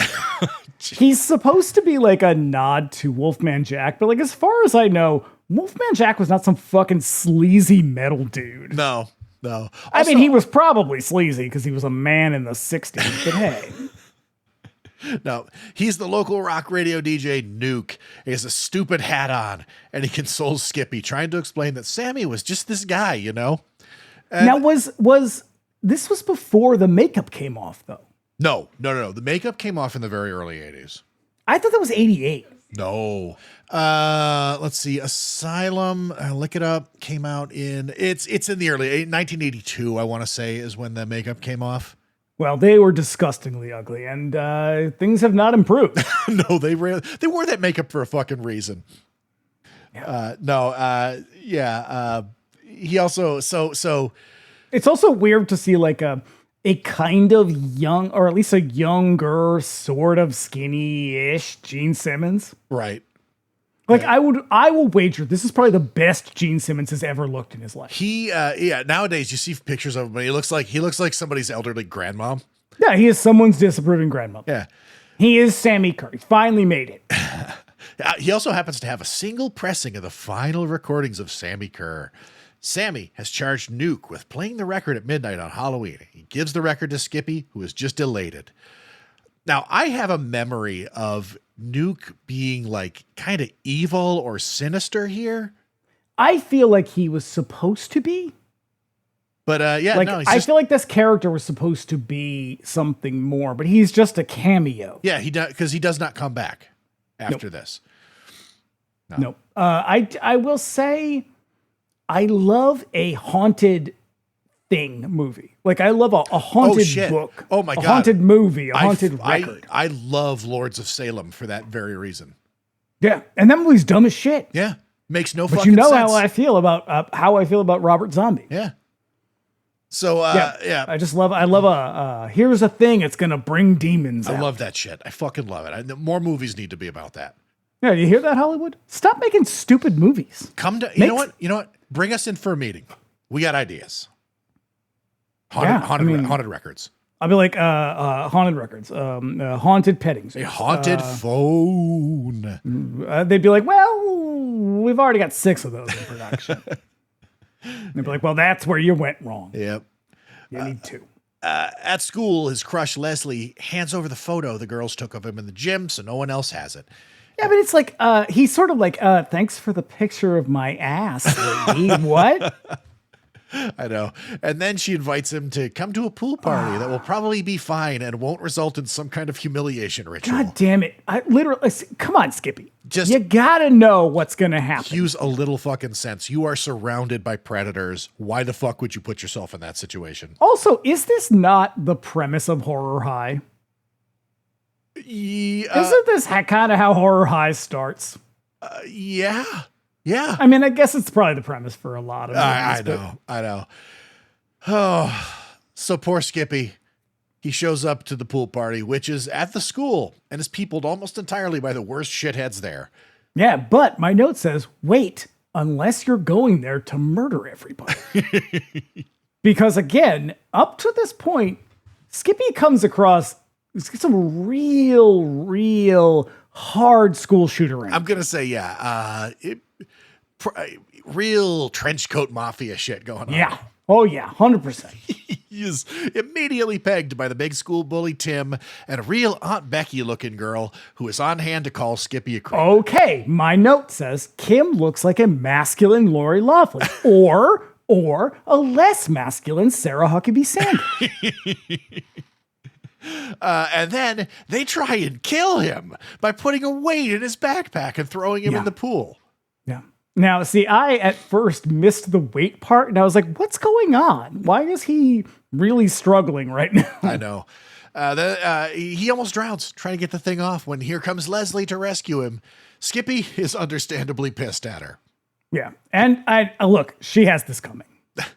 Because honestly, he clearly has a thing for her. Yeah. She knowingly invites him into the lion's den. Why would you do this? Bitch, you know what's going to happen. Come on. You know these people. You've grown up around them. They're your people. Also, why are you friends with them? I know. She's the fuck. I don't know. What is this trope? She's Andy from the Goonies. She's like a real nice girl. The normie. She's kind of rich, and that's why she hangs out with them. Yeah. I'm trying to figure, because I feel like we've seen this trope a lot where she's like the normie who really belongs with the freaks. Well, because what she is she is a character who will eventually validate the misfit. Yeah. She's Sean, what's his face from The Faculty, the football kid who makes the lesbian girl not a lesbian anymore. Yep. Like she's that character. She makes it okay for him to be the hero because she will eventually usher him into normalcy. Right. So he vows to her, soaking wet, that he's going to get them all somehow. Mm-hmm. And by that he means he's going to bring a gun to school. Maybe by shooting them at school. Yeah. Jeremy has spoken in class today. Okay. Then he goes home and puts on Sammy's record and falls asleep in a Barca lounger. Yeah, I was going to say, meanwhile, in Satan's rec room, Sammy Kerr talks backwards, just like every middle-aged white lady said he would. Yep. He dreams of the hotel fire. Weird backwards vocals playing as we enter Sammy's room. The people around him struggle while on fire, while he sits in the center of a flaming circle. I don't know, man. This record kind of sucks. Like, Skippy seems kind of into it, but, like, it's not a good album. It's not very good. It's not very good. And you know why? I'm blaming you, Fastway. It's Fastway. It's all Fastway. They could have, like Metallica. Yeah, $10,000 more you could have got Megadeth. Metallica were probably very affordable at the time. Yeah. When Skippy wakes up, the record is repeating a strange part of the music, which sounds like it's reversed. So he does the sensible thing and turns the record backwards. Like you do. You just drag it backwards because that's how it works. The record seems to be addressing him directly. It tells him to set a trap for those fuck faces and be the bait that draws them out. Yeah, you're going to make them all pay. Yep. They'll see. One day they'll see. You'll make them regret what they did. So he goes to school and sets a trap. Not with guns. Well, Leslie tries to talk to him again, but he accuses her of setting him up. So he goes over to Tim, throws his lunch on him, and sets about to run it away while all the dudes chase him. it's real high school hijinks. I like it. He throws chairs and shit in his path, and the dudes go flying all over the place. That one guy goes flying down the stairs. It is unreasonable. It is what you call madcap hilarity. That guy is, that dude is hurt. Yeah, his what is that? Your coccyx? Is that where your tail was? Yep, that's broken. It's shattered. Yes, he broke his back, spinal. Yeah, and when you break that, it's a lot of damage. It's very hard to undo that. Yeah. The dudes all think they have him cornered in the faculty lounge, so they grab a fire extinguisher and rush in, hosing down the teachers. And I like this a lot because I loved in the 80s when we were like, we all thought fire extinguishers were just full of like water, I guess, instead of seriously toxic chemicals. Yeah. At home, he plays the message backwards for Roger, who is unimpressed since Sammy does the backwards message, the backmask message thing all the goddamn time. Lucky for Skippy, he's got a good bro in Roger. He does. My note says, I love Roger. He's such a good friend, except when he calls him a pinhead. He might be my favorite character in the movie. Yeah, because Roger's like, hey, man, I don't know. It seems like you're going through something. If you want to talk about it, I'm here for you. Now, look, if you had said that to someone in the 80s, they'd be like, whatever, fag. Yeah. But Roger's just like, you seem like you're struggling a little bit. If you want to talk about something other than playing a record backwards. Yeah, he goes out on a limb for his guy. Mm-hmm. Yeah. So when Roger leaves, Eddie puts the record back on, this time taping it, winding it back so he can hear the messages again. This time. Now, look, if I heard Blackie Lawless talking at me through the speakers, I'd assume I was losing my mind. Yep. This time, Sammy addresses him by name. Skippy talks to the record this time and winds it back. The record talks back to him, and it lays out a plan. Mm-hmm. Sammy's going to get revenge from beyond the grave through Skippy, so he sends him to the shop classroom at school in kill them all in an alternative tentacles shirt. Yeah. Was it kill them all, Skippy. 66 Crush or something like that? Something like Yeah. Not very metal, still very cool. He chills out and eats a Twinkie when in walks Tim. He eats a Twinkie. He rips it like Skippy. You can open the wrapper with your hands. You don't have to use your teeth like a werewolf. It reminds me of that Crank Yankers episode where Sarah Silverman calls these people and claims that she like works for the sewage department, and she's just like she's asking about their bowel movements, and she's like, now what are you eating? And then the woman is just like, oh, we like a. She says like something about how she likes Twinkies, and she's like, now, ma'am, are you flushing the wrapper down the toilet too? Because you're not supposed to do that. That was what I thought of when I saw this for some reason. Yeah. Tim gets to fucking up Skippy, gives him shit for being into metal, which I get. Yeah. Tim is about to hit him with a wrench when all of a sudden... Oh, yeah, because he's like, oh, what do you think, I'm a puss? And I was like, well, you're dressed like a yuppie, so kind of, you have hockey hair. Yeah. His hair fucking sucks. Tim sucks. Yeah, he does. Yeah. Also, Tim looks like he's about 35 years old. I know. All of a sudden, his tie gets caught in a lathe, and a steel spike slowly advances on him. And it almost spikes him in the face, but Skippy throws the emergency switch at the last minute. Tears out of there in his shitbox car, listening to Sammy Kerr in reverse, all empowered and shit. And now he's like rocking out to it. Mm-hmm.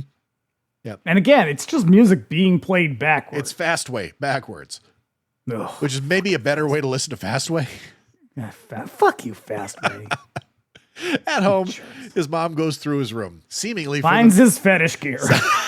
What I've got here, she finds some spiked leather stuff and looks at it as if she's finding all his leather fetish stuff, which in a way she has. Look, I mean, your mom needs to respect that you are becoming an adult and you have other sexual interests. It's a weird way to figure it out. It's not something you should share with your family, but it's not a big deal. No. She goes through his records, turning up gory covers by Impaler, Exciter, and that first Megadeth record, Killing Is My Business. It's not a good album. It's not. No. But it's Killing My Business. Business is fine. Peace Cells comes out the year this movie comes out. Fucking That's a much better album. Changes the game. Yeah. Also, my note just says Eddie's mom can't hang. No, she accidentally hits the stereo, turning up that noisy Sammy Kerr racket, and completely fucks his EQ settings as she desperately tries to turn it all off. When she did that, I was like, oh, he probably spent hours tweaking those fucking settings, lady. Look, I have a soundboard in front of me. I will never touch any of these knobs. The only time I will do it is so I can do this. Otherwise, I will not touch any of these because if I do, I'll never get them back to where they're supposed to be. Yeah. Then she runs into Skippy, who is turning sinister as he comes into his newfound power. I will say, though, so that is, I think, the impression we're supposed to get from the movie. But you never really get it because he's too like warm and fuzzy the whole time. He's such a cuddly teenager. This is one of those things because there's going to be a little scene a little further on where he kind of does this again. And I get the feeling that this was a sort of these are leftover parts from an earlier script where it was more about him sort of either becoming Sammy Kerr or at least becoming empowered by the sort of evil power of rock and roll. Yeah, what's that shitty movie where Joey Belladonna's like an evil demon who comes out of the toilet? Oh, fuck, I cannot remember, but I know Is it Pledge Night? Is that the movie? That's the one. Yeah, and it's a little bit like that where like he's supposed to be this menacing, imposing figure, but it's like he's Skippy from Family Ties, and he's also not really working that hard to sell it. And so you're like, I kind of feel like he's supposed to do that, but he still just feels like kind of a cuddly nerd. I know, yeah. By himself, he lights some candles like you do, and he puts the record on. The cassette deck pops on its own, revealing a strange metal cassette inside. Skippy gifts it to Tim. Roger informs him that he missed the midterm exams and failed, and Skippy can't be bothered. It's all good. Roger's a fucking pervert at this point. I was like, I kind of want to take back what I said, but you know, he's got to do something. This is when he's looking up the girl's skirt. God, I know. But I also wrote a note that says, I hope Eddie made Tim a mixtape of hair metal ballads. Out by the lake, Tim is making out with Aunt Becky when he gets out of the car to take a leak. She finds a Walkman sitting there, puts the headphones on to listen to the mysterious tape. She gets comfy while the headphones light up with a mysterious light that trickles down her body and mystically pops open her clothes and fully undresses her. This is also where I realized that we are fully in North Carolina because where they are. Oh, you see like Spanish moss. There's like Spanish moss, and then there's like some fucking oil field off in the distance. It's like, Jesus. Yeah. She's really feeling the magic, if you know what I mean. And then she opens her eyes to find a big rubber demon on top of her. Now, this is the green ghostly presence that is tantalizing her, I guess. It's pleasuring her. They probably should have left that out because it looks like shit. I love those sorts of weird optical effects. But they definitely should have left the giant rubber demon that in. Stupid monster needed to get the fuck out. That is why you see it for a fraction of a second. It looks like the cheaper version of whatever the demon is in The Gate. Yeah. I believe it is actually from another movie. It looks like one of the monsters from Black Roses. Because they're recording they're producing 2 other movies at the studio at the time. Yeah. And I think it's from one of those. But what I do like about the green misty fog thing that's roaming around her is I watched, I think like 6 months ago or so, I watched a video like from the 80s or maybe from the 70s of a woman who did those, that was her specialty, is she would do the post-production, what's it called when they it's not matte painting, but like when they draw it onto the film. Yeah, like optical rotoscoping. Yes, that's what it is. And I watched her do that. It was so fucking cool to watch her do this. But then when you see it like this, it's like, oh, okay. You spent all your money on Fastway. You could have had a better looking effect. You had just bought library music. Yeah. So Tim comes running back and finds her dead, and the headphones are like melted to her head. And then he finds it's actually kind of gross. It is a little bit. Yeah. It's like that effect from The Raft. Yeah. Yeah. In Creepshow 2. But yeah, he finds the tape in the Walkman, and now he's got to deal with Skippy. Mm-hmm.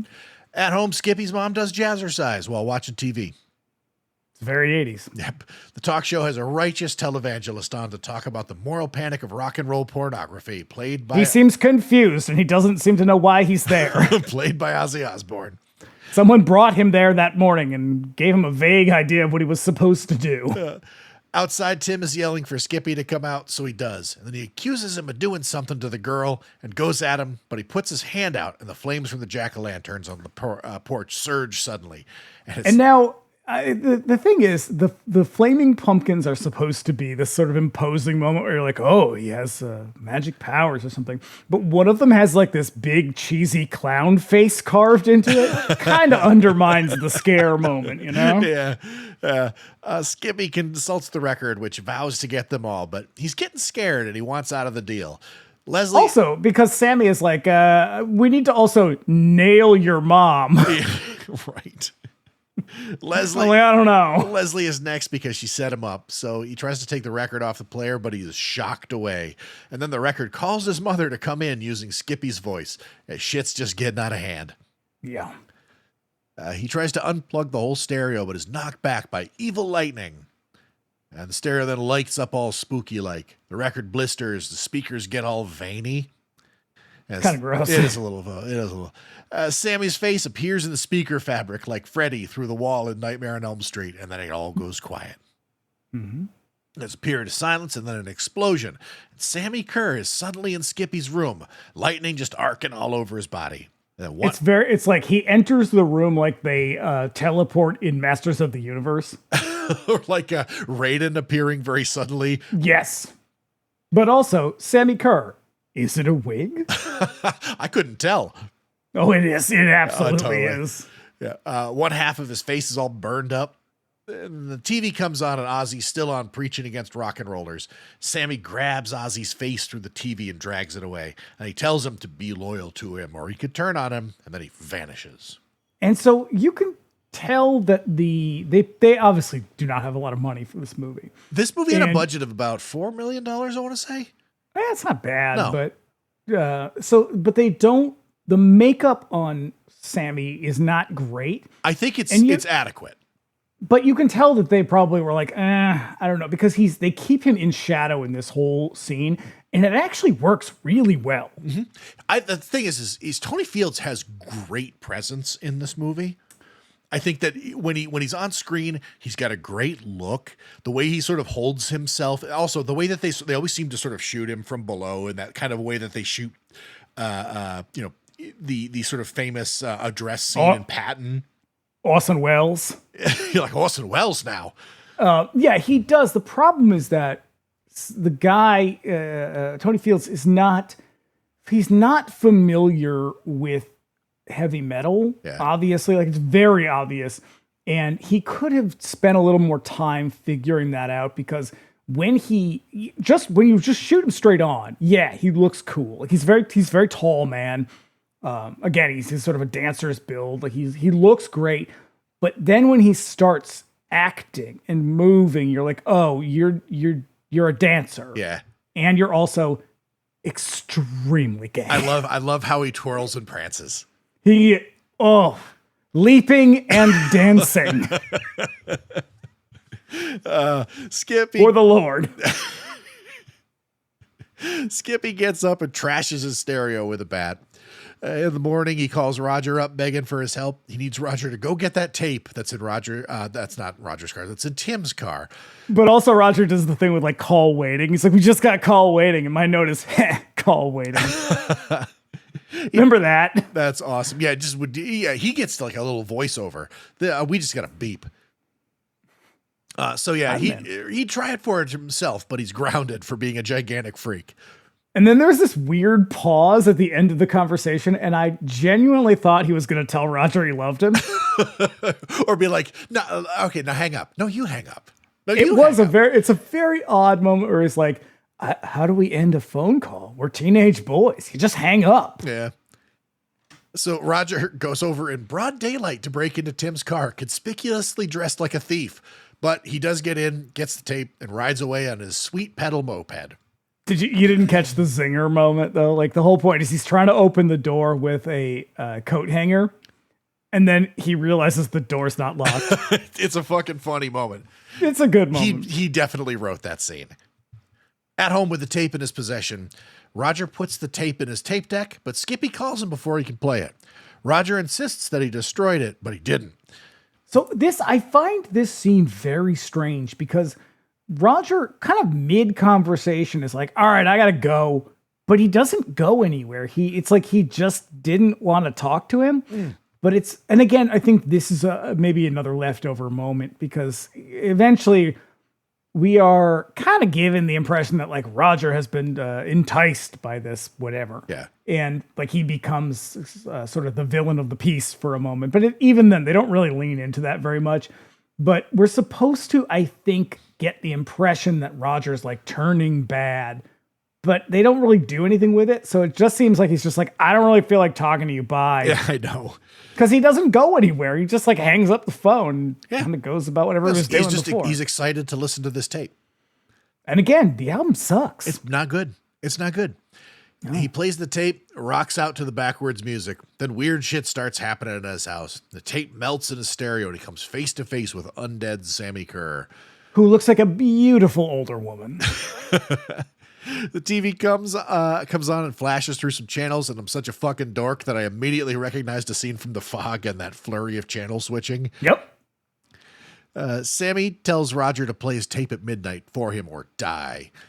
And then he reaches in the TV and pulls moralizing Large Marge out. Now she's just a burnt out husk. And then he vanishes again. How are you going to do Large Marge like that? So did she get pulled out of the studio? Don't ask. Okay. All right. Yeah. I'm undo the whole movie. I'm on thin ice. So it's now Halloween. The moment of truth for these dorks. Skippy takes a shower while Roger desperately tries to vacuum up Large Marge's ashes. First of all, Skippy in the shower again is like one of those like, this feels like a very erotic moment. But then they cut to him trying to vacuum up Large Marge, and I was like, this is hilarious. It's a real classic bit. It's a very funny bit. At Skippy's place, his mom's dork boyfriend arrives dressed like Rambo for Halloween. I loved, though, that his mom is either divorced or like she's a single lady dating in the 80s. Yeah. She's thrilled to see him dressed like Madonna. And she looks great. She does. Everybody looks great. And then they take off to a Halloween party, leaving Skippy on his own. Mm-hmm. At the school Halloween party, Roger shows up with the tape. But meanwhile, overhead, spooky Halloween raps are playing. Yeah, it's werewolf bar mitzvah. Boys becoming men, men becoming wolves. Yeah, it's I can't remember what the song's called, but it's by Houdini. Yep. So Roger's about to put the tape in when Leslie shows up to distract him. He's being super. Yeah, she's like, are you going to play some Judas Priest? Because she's like, oh, hey, Judas. It's a real weird 80s moment, like a real sitcom moment. Yeah. He's being super suspicious, so she gets creeped out and leaves him alone with the stereo. And she goes to call Skippy to ask if he's coming to the party. And while they're talking, he can hear the backwards Sammy Kerr music playing in the background and panics. So he runs out to get to the party and deal with whatever is about to happen. He tries to drive there, but Sammy takes over the car, drives off into the neighborhood like a crazy person, nearly running. And again, I cannot stress this enough for all of you listening. This is literally what people thought was going to happen if you listened to heavy metal music. Your car was going to be taken over by demons. You were going to shoot up the school. You were going to become possessed and kill everybody at the dance. They actually thought this was going to happen. Mm-hmm. Satan is real. As the Leuven brothers once told us. Right. So he drives to a truck yard, tries to kill Skippy by crashing into shit and catching fire. Skippy pulls the fuses out of the car and it finally stops, finding him teetering perilously off the edge of a bridge. Mm-hmm. At the school, the principal addresses the crowd who are not having it. He introduces the live band that'll be playing that night, the Kickers. And then shuts off the Sammy Kerr music. And the Kickers think they're really important. They definitely think they deserve way more money. The band has some trouble setting up, but thankfully Sammy Kerr leaps from the speaker to save the day, play some sweet tunes for the kids. Now, here is where we get Sammy Kerr's performance. Mm-hmm. And my note says, I'm not sure Sammy is as big a threat as all these religious people think he is. He is... He's twirling. He's a little gay. He's twirling and leaping. He is twirling and prancing around the stage. And now, if this were another context, you'd think this man is obviously a very good dancer. I have seen a lot of heavy metal music videos. They don't dance like this. There is not a lot of twirling. I've seen a lot of these dudes do a lot of hip shaking shit. Have you ever seen the Billy Squier video for Rock Me Tonight? Yes, I have. His moves are like Billy Squier in that video. That's the video. Yeah, there's a lot of strutting. That's the video that single-handedly ruined Billy Squier's career. Yeah, there's a lot of strutting, a lot of again, prancing. He's prancing. Yeah. He gets a clap sesh going, proceeds to... And also, this man has clearly never held a guitar before. I'm not even sure he's ever seen a guitar. Oh, I know. He does it just like in fucking Miami Connection, where like these people have clearly one of these guys as a musician. It's even worse than that. It's the Cars for Kids commercial. Yeah. It's so weird. I know. And he's great. Like, he looks great. He's a great dancer, but it's not coming together. Nope. So they perform the title track, Trick or Treat, demonstrating some sweet dance moves. The school rushes forward to meet it, but they all think it's some cover band and not the real Sammy Kerr. He does a big guitar solo, which shoots lightning from his guitar, reducing the audience member it hits to nothing but their costumes. And then they all go running, Carrie style, but find the doors locked, Carrie style. Yeah. At the height of the solo, he vanishes and reappears, swinging over the crowd on a wire. Yeah. Just as fancy as you please. Leslie, meanwhile, is in the ladies' room taking a shower. Like you do at a high school dance. Just get real hot. It's like, I'm just like real sweaty. Tim, I get it. Tim busts in on her, wanting to know if she's kicking it with Skippy. It's hardly his business, but he is the bad guy here. Also, Tim was just really upset because his girlfriend is in the hospital from too much heavy metal. And now he's like gonna sexually assault her? Yeah, again. Leslie, who is showering at the school. What people in the 80s thought heavy metal would do to you? It's gonna put you in the hospital. Oh. Whew. So Skippy arrives in time to find Roger in shambles while Tim gets all rapey on Leslie. He finds the tape. Yeah, because she's like, no thanks, man. And then he slaps her in the face. Yep. Skippy finds the tape and wrecks it and then goes to find Leslie, instead finding Tim. Tries to get him to leave, but Sammy shows up and electrocutes him with his wet finger in a light socket. This movie gets real fucking goofy. The finale is crazy. Yeah. And very silly. Now the cops are showing up to the mayhem. Skippy. And they're hauling everybody out, and there's like people in costumes. One of them's wearing a Showbiz Pizza bear costume. One of them's dressed like Chuck E. Cheese. And apparently it's Skippy in the Showbiz Pizza costume. Oh, okay. They didn't make that obvious. That's too bad. So Skippy and Leslie try to pull the main power breaker, but Sammy appears and corners them. So Roger shows up and jacks up the power main with a crowbar, sacrificing himself to stop Sammy. But not exactly. He's still alive, but it was a pretty dangerous stunt. Yeah, Roger, we hardly knew ye. As they leave, everyone points out Skippy like he's the guy responsible for all of this, so he and Leslie go running. They stop in an alley, and he explains what he did that caused all of this, and he thinks that he destroyed all the copies of the record, including his tape, but then he realizes that Nuke still has the tape at the station, and he tends to play it at midnight. You know what would have been great is if Leslie was just like, whoa. What the fuck are you talking about? Because that's the only rational response. Only normal response to somebody saying, "Well, I summoned the dead spirit of Sammy Kerr by playing his record backwards." But instead, Leslie's like, "Well, makes sense. Let's go fix this." So they try to call Gene Simmons at the radio station, and it's a real like operator, it's an emergency kind of moment. They flash to it, and again, we get two tropes in one scene where not only is the security guard looking at a fucking porno mag, but he's also asleep on the job. Yeah, and I love, like, I don't know why. I was trying, like, imagining the operator on the other end just being like, it's an emergency that you need to get in touch with the radio station right now. Yeah. The tape plays on schedule, so Skippy and Leslie run to the station while dodging cops. While they hide, they hear the music on a nearby radio, and Sammy comes fucking flying out the window. Yep. It is an awesome stunt. It's pretty cool. It's pretty fucking cool, because it's not like he jumps through. It's not like Jason in Friday Part 4. He comes leaping. Like, he looks like he was shot out of a cannon. Looks like he was thrown out the window. It was a fucking awesome stunt. The cop tries to stop Sammy, but he turns the tables, shocking him so only his boots remain. And then they run to Skippy's house. They hide there. Oh, is this where they shock him in the toilet? It's coming up. The stereo comes on mysteriously, so he beats it down with a bat and then runs around the house, destroying everything with a radio attached to it, so Sammy can't come flying in. But he forgot about the radio in the shower, which comes on.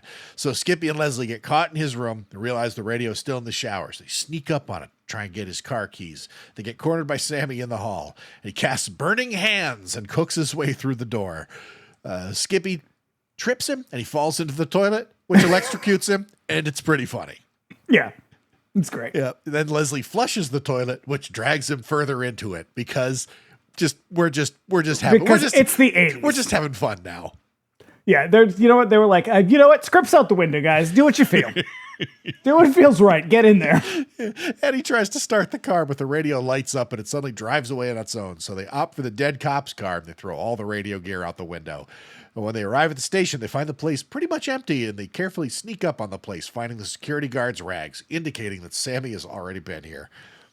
The DJ booth is like Carol Ann's room, with shit flying around all over the place, so Skippy tasks Leslie with going in there to get the tape, while he baits Sammy into appearing in the back of the cop car as he drives away. What I love about this, so first of all, this is what I noticed, that Sammy has a coke nail. It's a really long one.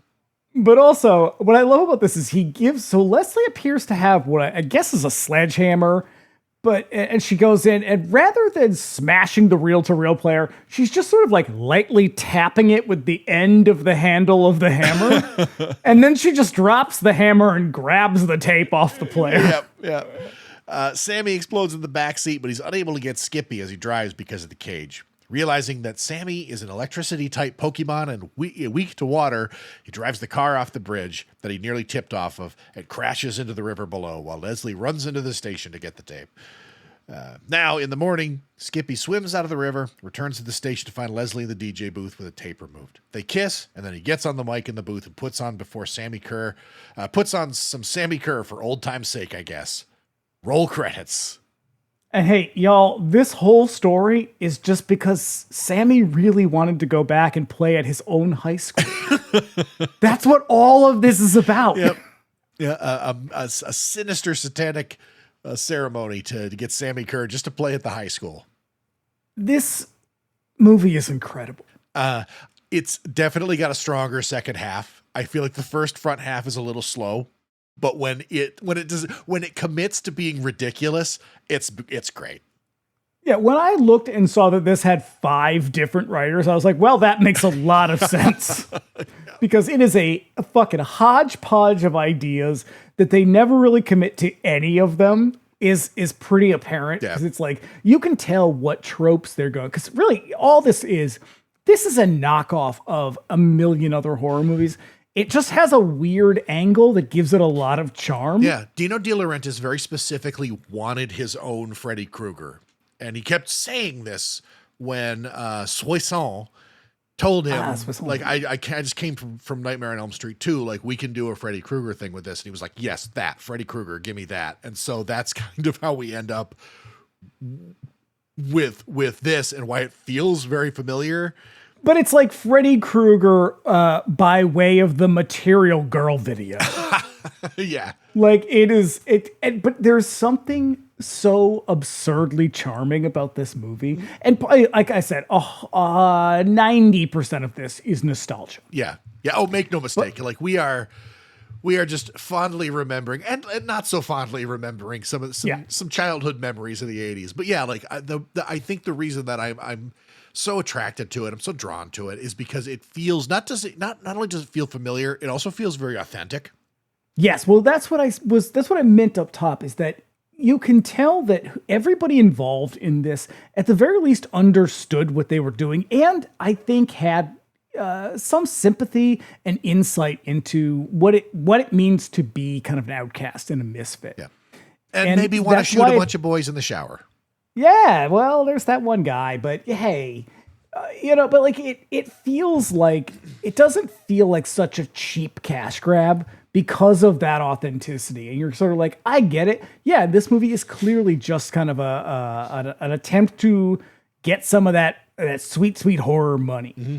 But there is enough love for something in this that makes it feel like you're like, yeah, this is fun. I would watch this movie again a bunch of times. Like, this is the kind of thing you just put on in the background, because it doesn't feel like, when you watch like Blumhouse movies now and you're like, this is just the same fucking script over and over again. And that's what this is. But it feels like there are people that were like, yeah, well, let's put our kind of stamp on it too. Yeah. Like, we get it. Yeah. We're working with Dino De Laurentiis' fucking exploitation factory here. But at the same time, like, it's a bit of a tip of the hat, Mm-hmm. Yep. And I think that's really what makes it so appealing to me. Now, does it age well? Absolutely not. Nah. This is a movie about a school shooter. It is. At the end of the day, that's what this movie is about. And it is firmly rooted in the 1980s in a way that I think is hard for anybody who wasn't there to really connect with. But I don't know. I might be fucking wrong about that.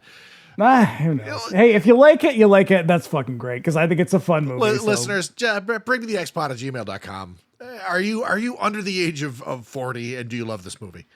And if you do, don't listen to me. I'm a fucking idiot. I'm a professional podcaster, for God's sake. Yeah.